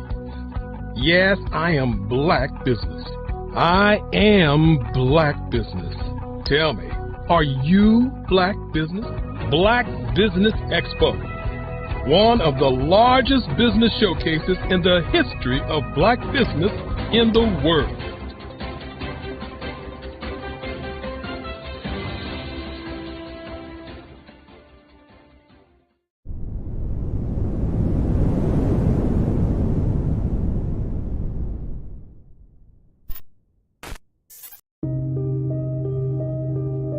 The Black Business Expo is changing my life. This year, they are giving away laptops and even $5,000 in cash to students just like me. I'm Alexis, and I want to go to college to fulfill my dream of becoming an entrepreneur. Help the Black Business Expo going to www.blackbusinessexpousa.com and also becoming a vendor, a sponsor, or donating. Hello, I am Dr. Eric Kelly III, the visionary strategist and founder of the Black Business Olympics. I invite you to showcase your Black-owned businesses on the Black Business Network global stage. The Black Business Olympics is a global Black Business Network platform that propels Black-owned businesses into the international spotlight. By showcasing your business on the Black Business Olympics platform, you can reach a worldwide audience of potential customers, partners, and investors. You can also establish yourself as a thought leader, an expert in your field, attract lucrative partnerships, and more speaking engagements. In addition, the Black Business Olympics platform provides a valuable opportunity to connect and collaborate with like-minded entrepreneurs and business professionals from around the world. This can lead to new business opportunities, ideas, and relationships.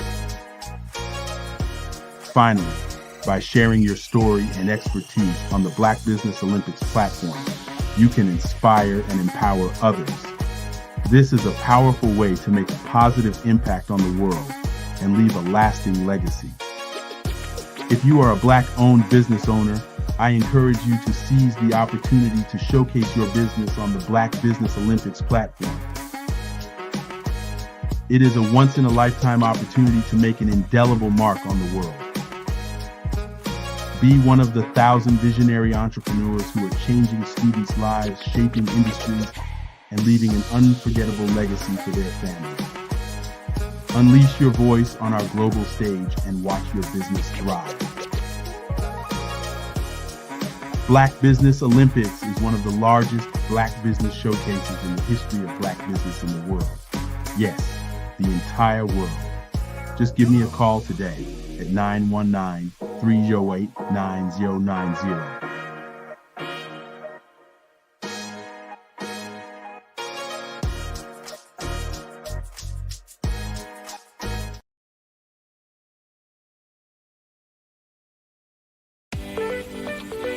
You are in the right place at the right time.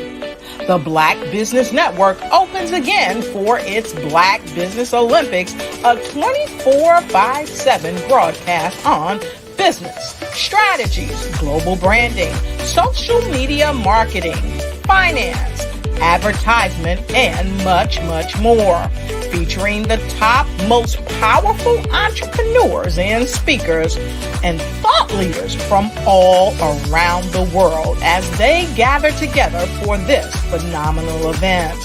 Join the Black Business Network streaming live into the metaverse, STEM City USA, Black Multiverse, Pod TV, Roku, Hulu, iHeartRadio, Apple TV, YouTube, TikTok, Instagram, Google Podcasts, Facebook, LinkedIn, IBM TV, Spotify, and Twitch.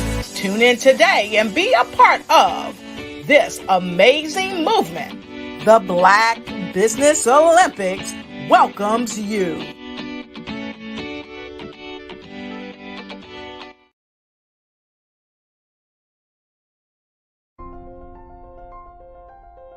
What if you could build your own city? A place where every child can find nurturing people to help them achieve their full potential. A place where every adult can access job training support. Where health education is abundant. Where social justice ruled the land. A place without limitations. Welcome. You have arrived at STEM City USA. It is what every city should be. A safe and trusted community where you find people and resources to help you become everything you are and beyond. STEM City is unlike anything you have ever experienced. It is a digital twin of the world around you, only better. STEM City is about energy and soul renewal. It is more than a digital world. You can almost feel the power of live cultural events, music, and theater. STEM City promises a better future for children with caring mentors and hands-on activities with dedicated tutors to support our youth. STEM City is your passport to a healthy lifestyle with weekly events addressing our community's many issues. STEM City is your financial well-being with helpful information on wealth management, career advancement, job training, and so much more. STEM City is the community you deserve. It is the city where your dreams can come true. STEM City USA, a place in the sky that is accessible to all who reach for the stars.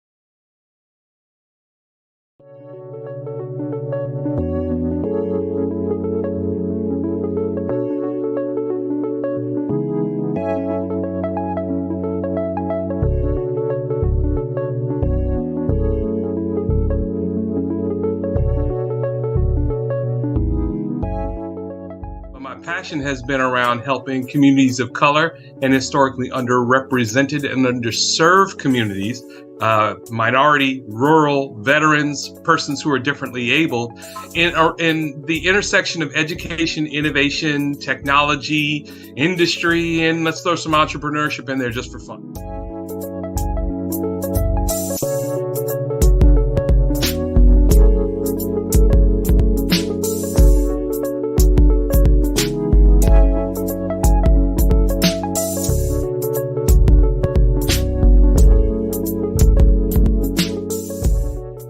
I want to see more around innovation, incubators, accelerators. I love the idea of going from innovation to commercialization.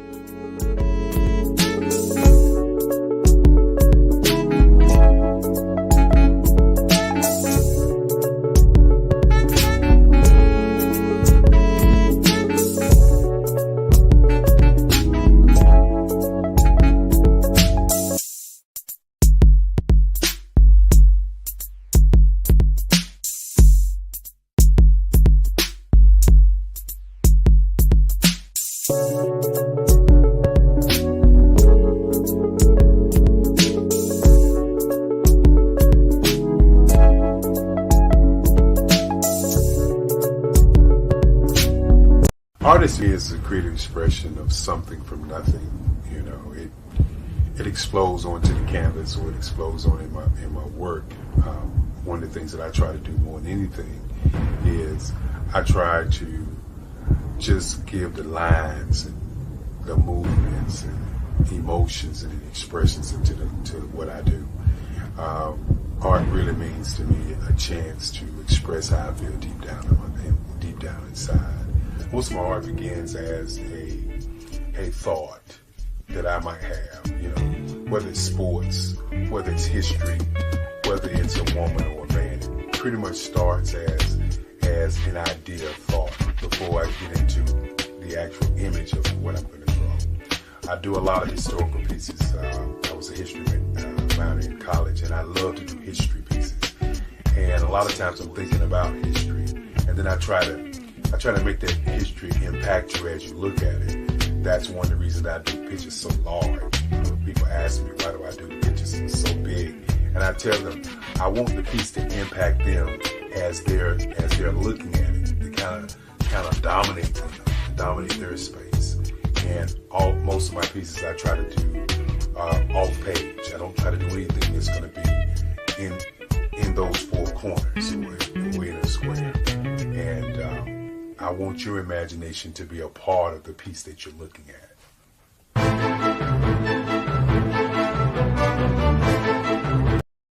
I am from Washington, D.C., but I was raised in Durham, North Carolina. I came to Durham when I was about 5 or 6, and then I traveled back and forth to D.C. because it's where my people are from. One of the unique things about my family is my mother, she's also an artist. She does quilting, and she does a lot of artistic things. And then my son, he draws with both hands, his right hand and his left hand, like I do. So that's kind of a family trait. And then my other son, he's a videographer, and my daughter, she works, she's a regional vice president for Sunglass Lab. When you start out drawing and sketching, you want to continue to explore, you know, each avenue. I do pastels, I do pen and ink, I do painting, I do acrylics. I haven't done oils yet, but I try to do all facets of art. What I say to a lot of times to people is, you know, you can't put yourself in a box when you're an artist. You have to explore. And over the course of my life, I've tried to explore different mediums. I also do sculpture as well. I choose my subjects by the intensity that they have in their faces, or the intensity that somebody is moving, because I do more than portrait drawings. I also do I do abstract, and then I do figurative drawing also. Well, what happened in this particular show is that I started out trying to come up with something that would be a little bit different than what everybody else is doing.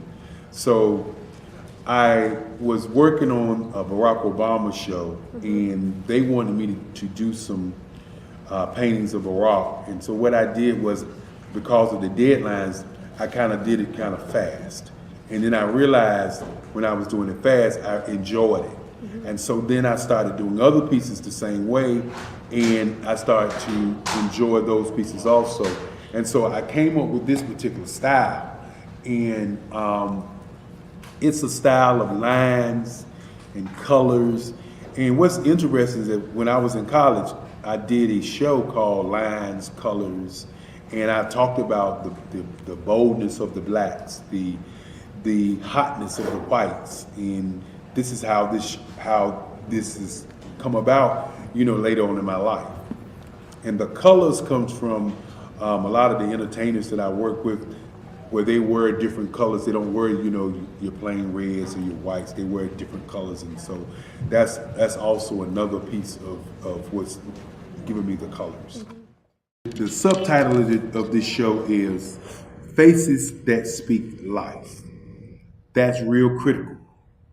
Faces that speak life. Each one of these pieces is a life source and a life energy that's being put on display for people that are looking at them. I always say in terms of my art, it's not important that I draw them. It's important what you get out of what I draw. I don't try to just draw it because you like it. People wanted me to do prints. I didn't do prints.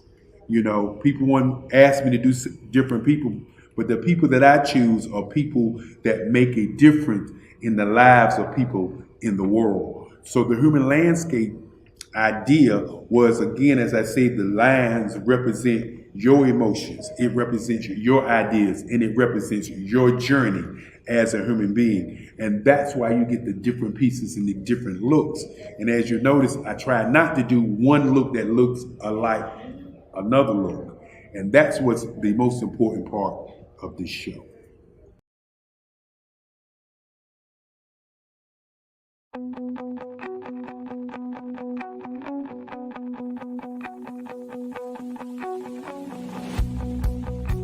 I am Black Business. From the moment I wake until the time I sleep. Yes, I am Black Business. I am Black Business.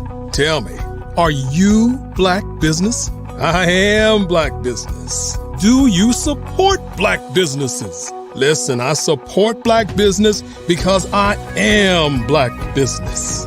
Black Business Expo, one of the largest business showcases in the history of Black business in the world. The world.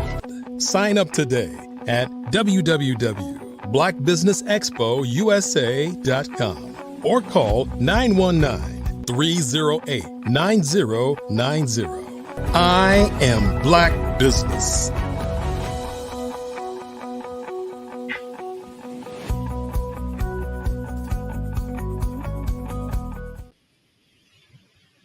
Good morning, business owners, entrepreneurs, thought leaders, and corporations. Welcome to the Black Business Network. My name is Sydney Wormsby, and I'm your business moderator for this morning on the Black Business Network. The Black Business Network is a 24-hour business network showcasing Black businesses, business owners, entrepreneurs, and thought leaders worldwide. We have speakers from North Carolina, from London, from Singapore, from Africa, Japan, and from cities all over the United States. The Black Business Network is a global community sharing its business knowledge to empower, to inspire, and to educate businesses about business. Our next speaker and our final speaker for this morning is Dr. Adrienne Toney. Dr. Toney is a person of many, many talents. She is a transition and procurement expert who currently serves as Director of Operations for Morpheus Publications Global. She's a published author of several works, both as a ghostwriter as well as under her own name. She published and authored The Realistic Approach to Work, Diagnostic Assessments, and Curriculum. In addition to that, she's held many other, positions and responsibilities, but her specialization is in training and development programming, creating and facilitating train-the-trainer workshops, regional and statewide transition expos and conferences, which include pre-ETSs and workforce assessments, career explorations, work-based learning experiences, summer camps, youth community service projects, and for both post and secondary academic and professional development training. So you can see that she stays really busy, really active, really involved, and really supportive of the community. So if you'd welcome and help me welcome to our program, Dr. Adrienne Toney. Good morning. Good morning. Hi, good morning. Thank you for having me. Yeah, you are a busy, busy, busy person with all that stuff going on, right? Yes, sir. Yes, sir. Busy, but not a busybody. And they're different. Well, I know you have a lot to say and a lot to offer, so I'm gonna, get out of your way, let you address the audience with your topic. As we say, genius is common. I'll see you on the other side. Wonderful. Good morning to the Black Business Network. Thank you so much to the administrators, creatives. Thank you so much to Dr. Kelly. Thank you so much to all of you for spending this bit of time with me. It is invaluable that we use our time very wisely. So with great brevity, I'm going to cover a subject matter for which I have a big passion, but I've also seen throughout every industry, whether it be in the academic settings, whether it be in the Teamster negotiations that I did as a very, very young person in the city of Chicago, where I was born and raised. So shout out to everybody that's in Chicago. I always tell everybody Chicago is the city where giants are made. And so I'm very pleased to share with you in a brief amount of time over 30 years of experience. And customer service really is how I cut my teeth. After graduating from high school, I went off to the military. And when I came home, I was injured. And when I came home, we didn't have Google or anything like that. We simply had telephone books, the newspaper for job openings, job listings. And what I did was I wanted to seek out the very best organization or business at the airport. I started with wanting to find out about the car rental industry and then the airlines. And so I started with Hertz Car Rental as a customer service representative. And this was in 1990. And the one thing that Hertz did for me, and it shifted the real trajectory of my entire life, was that my onboarding process for Hertz was one by which I now have lived by and have benefited from, and that's what I'm going to be sharing with you this morning. The onboarding process to any organization first has to come from a very solid foundation of the business itself. And so at the time when I was being introduced to the world of work, I had been working since I was 14 years old, different jobs and things like that. And the importance of customer service really had not been drilled into me. It was more function. This is what your job is. This is what we expect for you to do, whether it was at day camps, whether it was at the grocery store or at my family's restaurant. It was just task driven. So this is your job. This is what you do. But once I was onboarded onto Hertz, I had to learn the mission of the organization. And so that's critical. Number one, I needed to find out who the creator, who the founders were, and why they had started the business. And they took over 2 weeks to train us and onboard us. And that literally sparked my thirst and desire to be the best. Hertz, number one car rental company in the world at that time. And everybody that they brought on board was so I guess excited about being a part of an organization like that. So I'm going to take a few paces back and say the lost art of customer service is the title of this presentation.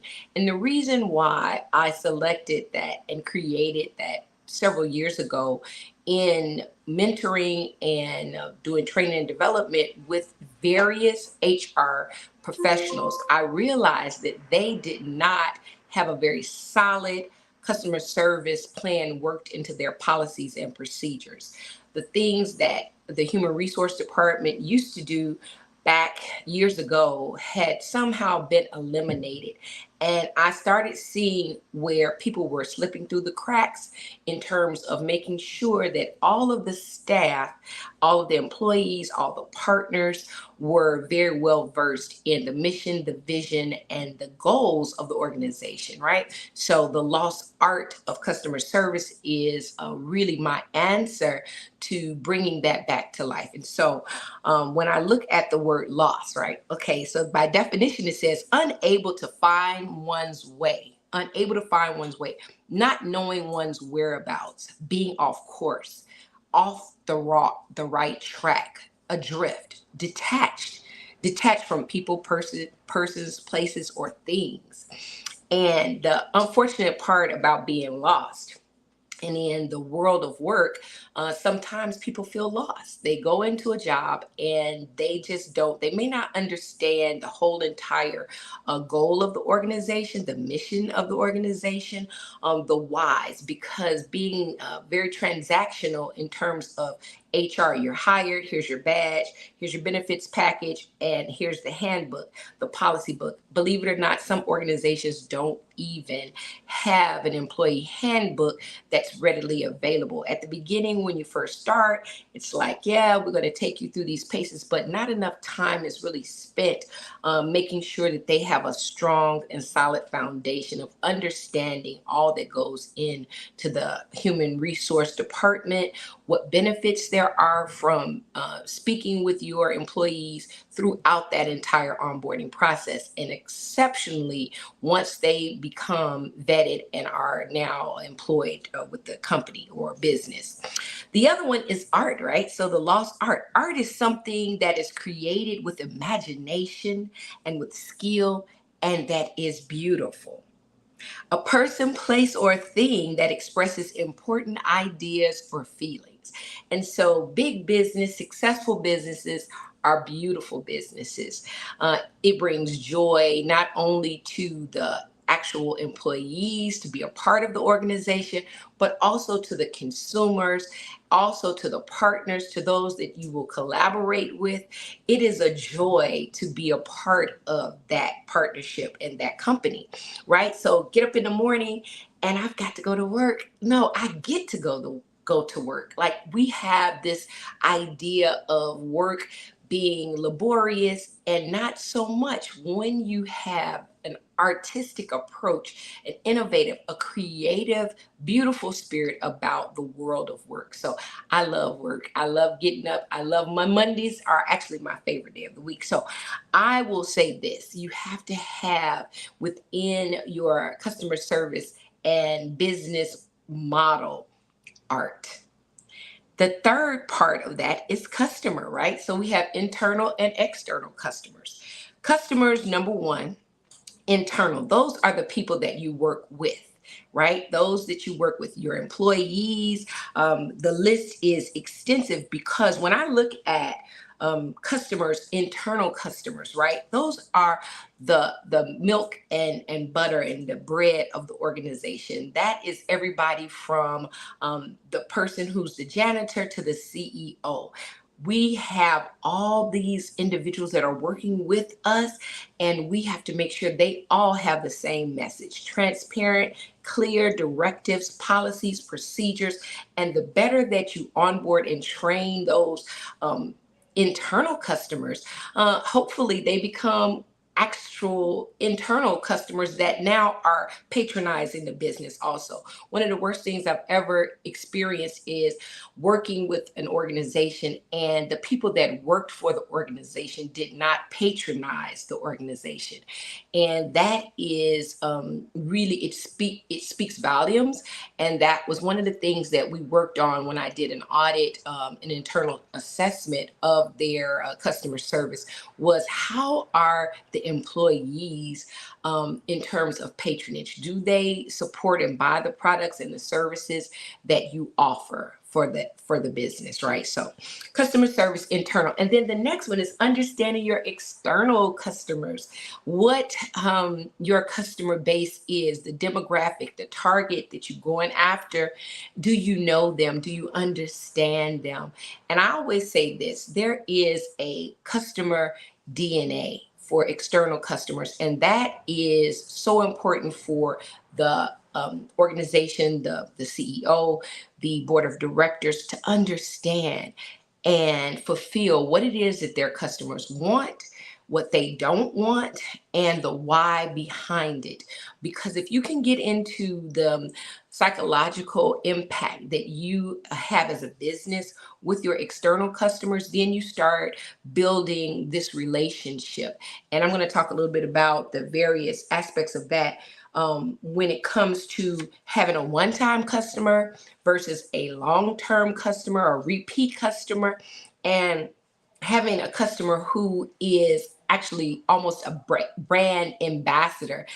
With social media's invent, there are so many that are being paid to be brand ambassadors, right? And so what I see that has happened, that's changed quite a bit within customer service, is that we have paid people now to endorse products, but the most authentic and the most beautiful ambassador is a very loyal customer, one who patronizes and supports your business and or organization because they truly have a connection and you are a trusted service provider to them, or they trust the product that you're selling. The last one, of course, is service, right? And so service is what? Simply the work that is done. The work that is done, not the work that is intended to be done, but the work that is done. I always say to everyone when we talk about documentation, if it is not documented, it did not happen. And so here where we talk about service, writing down, keeping the business analytics, understanding the feedback surveys, finally looking at the bottom line. When you provide a service, how do you know if the person that patronized you or bought the product or service is pleasing, it's to their standard or to their liking? And so service is one of those areas where you really have to go aggressively and interact with your customers and have that conversation. A lot of times there will be a transaction, and if there is no feedback, there is no repeat business, that's kind of your answer, but not always so. Sometimes we have to go a little bit further in asking, is the service being provided to the standard for which were your expectations? And we've gotten away from that with a lot of the automation because I don't know about you guys, but when I go to the store, or I will just say like Popeyes, I'm going to use Popeyes as an example. You buy your food and they say at the end of the transaction, when they hand you the receipt, if you fill out this survey, you can get a 2-piece for $2.99 or something like that, right? And so that's their way of getting feedback from the customer, and it's an immediate thing. And then they give an incentive so that if in fact you had a pleasurable experience, if everything was to your liking, you take the survey and then you receive an additional benefit from that business. Now, that's something that's very straightforward, but a lot of time we have to just simply ask, did you have a good experience? Thank you for your business. Those days are few and far between in certain areas.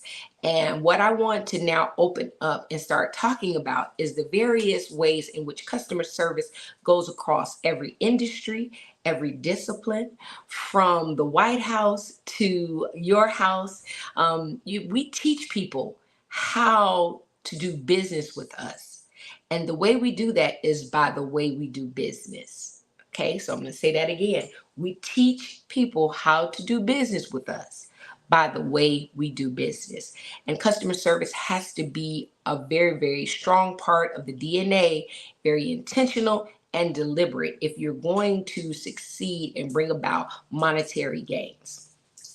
That being said, the word VIP, right? It's the acronym. And we hear about VIPs, celebrities. Oh, everybody is so important. They want to get on the list to get into a certain club or a certain restaurant. VIPs, even when you hear the word VIP, you think about a very important person, maybe a celebrity, maybe someone that is of high status and rank. Well, I found this out over the last 30 years, that the businesses that treat all of their customers as VIP, return on investment of that mere designation being given to every one of their customers. And they even respond to the general public in this way. And I wrote this for, if we look at luxury and 5-star private brands and companies, at the heart of what it is they do for customer service, it is that they treat all of their customers as VIPs. This then separates them from other businesses, other brands, and the masses. So then it becomes their customer. They have a signature customer that they go after, and that is everyone that walks through their doors. That's a lot different than many organizations who make the VIP designation for only individuals as a hierarchical way of treating their customers. So if you spend X amount of dollars, we're going to allow you access to this. If you have a certain status, we're going to give you access to this. Well, the very good customer service companies and luxury brands and individual businesses and organizations that treat all of their customers, potential customers, as VIPs, they then separate themselves as a business from other competitors. And that's a competitive edge that cannot be beat. Excellent customer service, of course, is that they know their customers. They know their customers, right? And so one of the industries that I was fortunate enough to have as an upbringing back in Chicago, my grandparents all worked throughout the culinary arts and restaurant industry. And one thing that always helped with every customer, it's not the customers that are pleased with your service, it's the way you deal with the customers who are displeased with your service. And again, I go back to my luxury brands and organizations. They do a very good job on the front end to ensure that they are asking the questions of those customers to know how they can best serve you, right? So when I was back in Chicago and we were at the restaurant, my grandmother would always ask the customers that would come in, and it didn't matter who it was, she would always ask, what can I do for you today? How can I help you? What are you looking for? What do you have a taste for? And it would be such a good personal exchange because after a while, she became knowledgeable about her customer base. So she knew Mr. So-and-so liked fried catfish, and she knew that, Miss So-and-so always liked her greens and steamed table items. And then when they would come in by name recognition, and this is something, again, customer service, that you have to get to know your customers and you have to be knowledgeable about their likes and dislikes. And that then, when something happens, allows you to address it with the same fervor as when you welcome them in. I'm very sorry that that happened. I'm sorry that that wasn't in the bag. I am sorry for X, Y, and Z. And learning that very young and then seeing how it hurts when I went on to be a part of the public sector in serving individuals, I got to learn my customers and really got to see what it is that they like, so that when they were displeased, when there was something that was not to their liking, I was able to quickly and almost immediately have a response by which we would bring about remedy. We would bring about a solution. And that's what customers want. They want you to acknowledge whatever the issue is and then bring about a solution. VIPs, that's going to be critical to your customer service DNA. And I would recommend highly that you treat all of your customers, all of your clients like VIPs, not to distinguish them from other customers, but from your competitors and from the masses, right? All right. I'm now going to talk about a dynamic infrastructure of putting together the best team so that whoever is on the front line, and believe it or not, everybody's on the front line because everybody's being watched. Remember, we have to understand both the internal and external customer service base. So from the CEO to the board members, to the stakeholders, to the individuals that you do business with within partnerships, there has to be a dynamic infrastructure. And again, we're always teaching people how to do business with us by the way we do business. And wealth defenders are a part of that team for good customer service. Once you have put in place your employees and partners and collaborations, you also need to be mindful of the way that you do business with your suppliers, the way that you do business with your accountants and lawyers and public relations, agents, physicians. Everybody that knows that you have this business is potentially a customer or they are potentially not a customer, which would mean that you have X'd yourself out for them actually patronizing your business. Now, that's a loss of opportunity and gains, because everybody that we interact with should be that is aware of your business, and if they have the need for your services or products, should be considering you as a potential business that they would like to be a part of and or support. That being said, I looked at the infrastructure for dynamic companies, and not only do you have to have the understanding of both internal and external, the DNA of your customer, but you also have to have a plan for succession and promotion within the ranks. The voice of your employees, your board members, being able to inform your decisions, right? We don't make decisions based on emotions. A lot of times when you have disgruntled employees that are burnt out, that is poor internal customer service if it's not addressed. Years ago, there were large HR departments that would handle some of those employee situations, and it all started to roll into management's sphere, and that started to be what a burden on those that are in immediate supervisory positions, having to deal with the issues of the day, the customer, the external customer, but then also what's going on with the employees. So I don't know if you're a small organization, if you're a small business, or if you're a large corporation with 500 plus employees.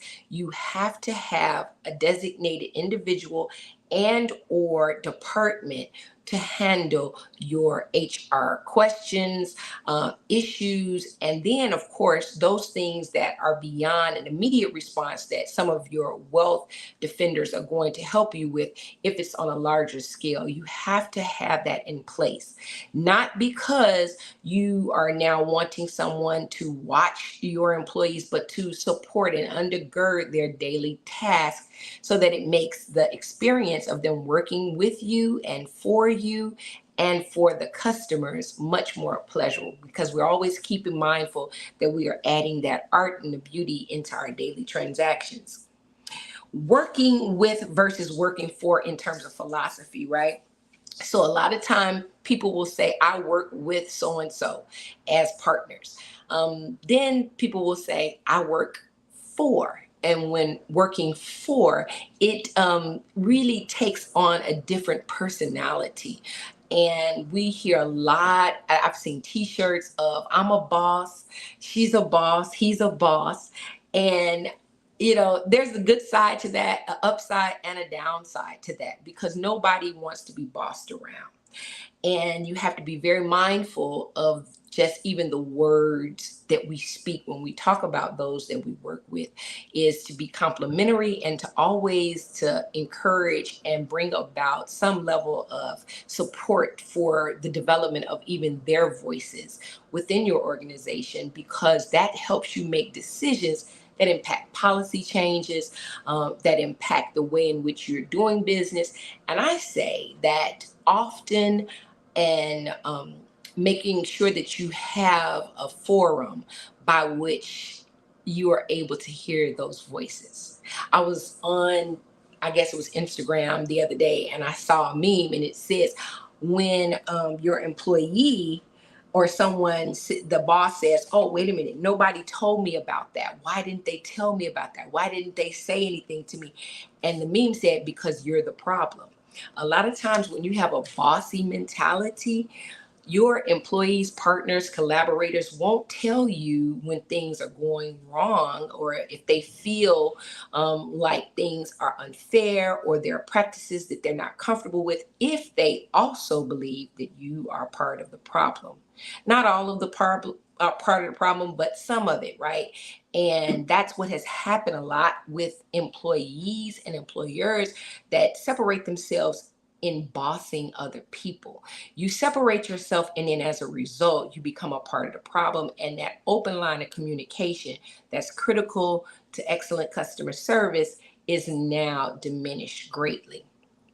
So I'm going to give you some tips. And what is a tip, right? So to ensure promptness, to ensure priority, to for me to ensure prosperity and that the relationship flourishes, and that regardless to whether it's an internal customer or an external customer, partners, and the community at large, because you have to be mindful that customer service goes far beyond just the transactional relationship. It really is a transformational relationship within your industry, within your community, that people want to do business with you because of the reputation that you have for doing good business, for having a beautiful business, for having a business that is a contributing and a profitable business, right? So let's talk about money for a moment with respect to customer service. Money and capital gains, just like when we talk about quarterly reports and performance reviews, things of that nature, all roll back toward customer service. So I highly recommend that as a part of your quarterly meetings, that you include a line item for how are we doing with our customer service, and as a result, even try to look at the analytics as the impact fiscally that having X amount of customers with complaints, how does that impact the business? How are we not getting some of the contracts? How are we not being invited to some of the events and the things that would help us to gain networking access and also increasing our net worth?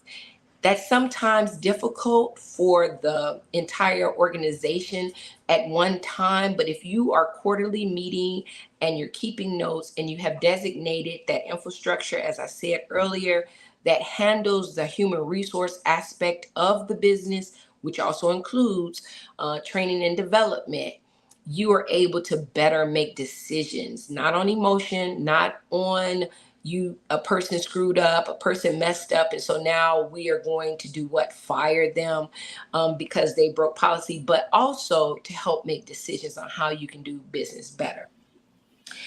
Quarterly reports. Hey, Sydney. Hey, how are you? I'm doing good. Get like the Sandman on Apollo, right?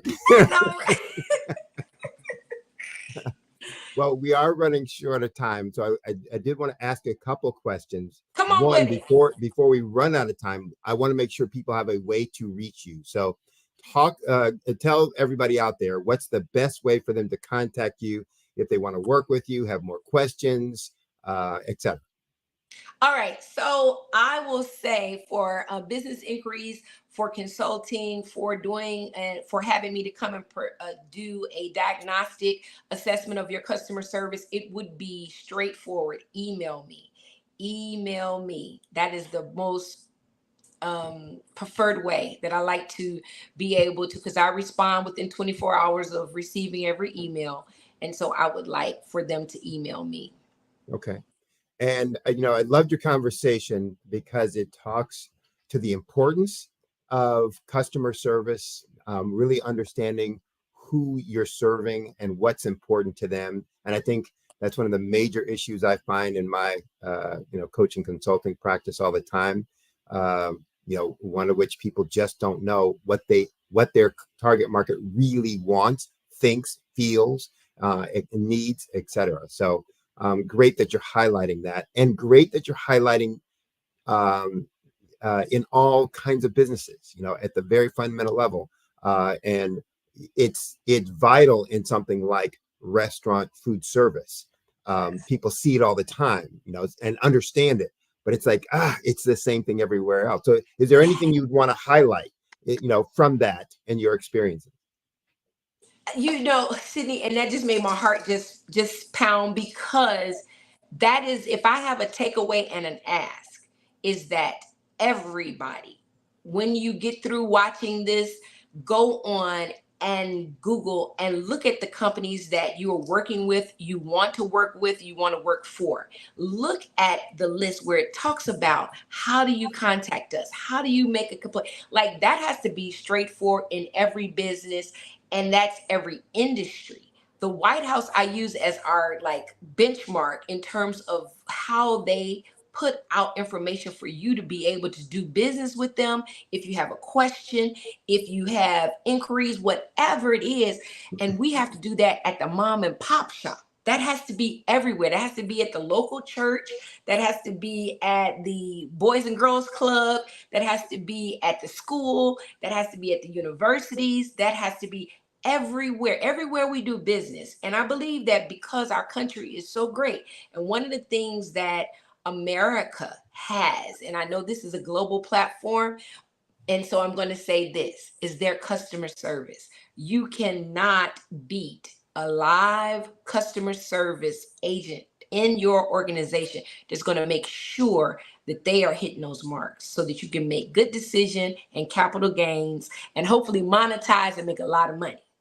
Yeah, it's one of the things I was just talking with someone the other day about the difference in business now versus, even a decade ago, but definitely 2 decades ago, is that you can get in touch with anyone today if it's for sales. It is almost impossible to get in touch with anyone in the business today if you got a question, a problem, an issue. And that's where customer service is most important, most critical, but where you also start learning what is really important and needs for folks. So that process is critical, and we forget about it because it's like, I don't want to deal with that, either because we don't want to deal with it emotionally, or that costs me money. That's not getting me any sales. Oh, it's losing you money if you don't deal with it right.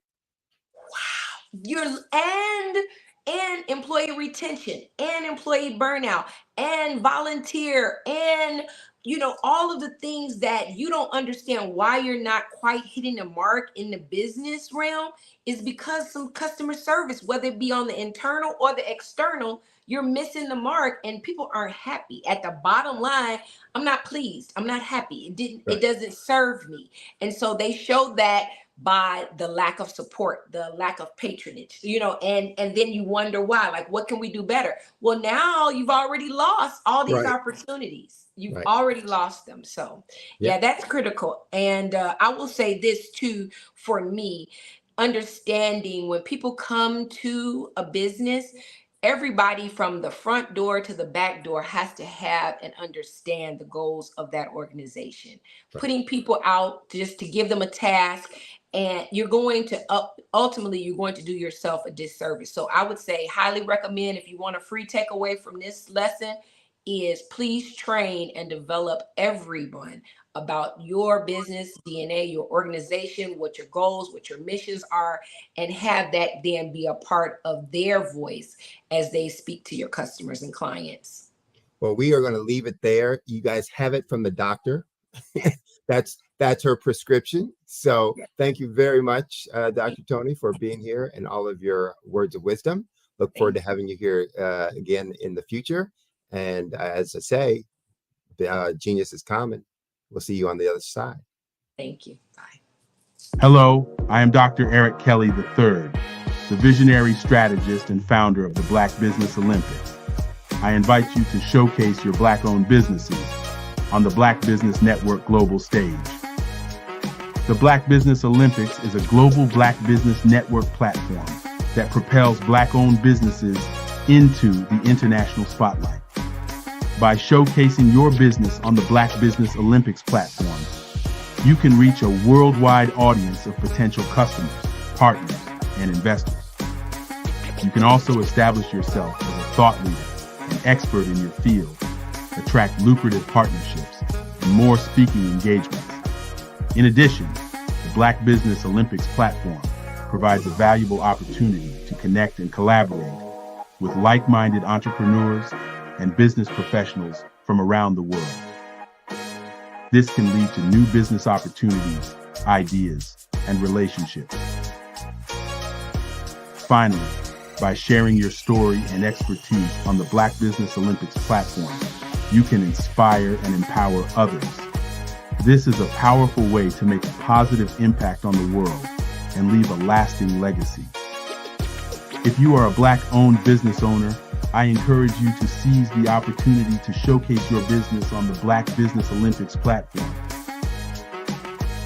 It is a once-in-a-lifetime opportunity to make an indelible mark on the world. Be one of the 1,000 visionary entrepreneurs who are changing students' lives, shaping industries, and leaving an unforgettable legacy for their families. Unleash your voice on our global stage and watch your business thrive. Black Business Olympics is one of the largest Black business showcases in the history of Black business in the world. Yes, the entire world. Just give me a call today at 919-308-9090.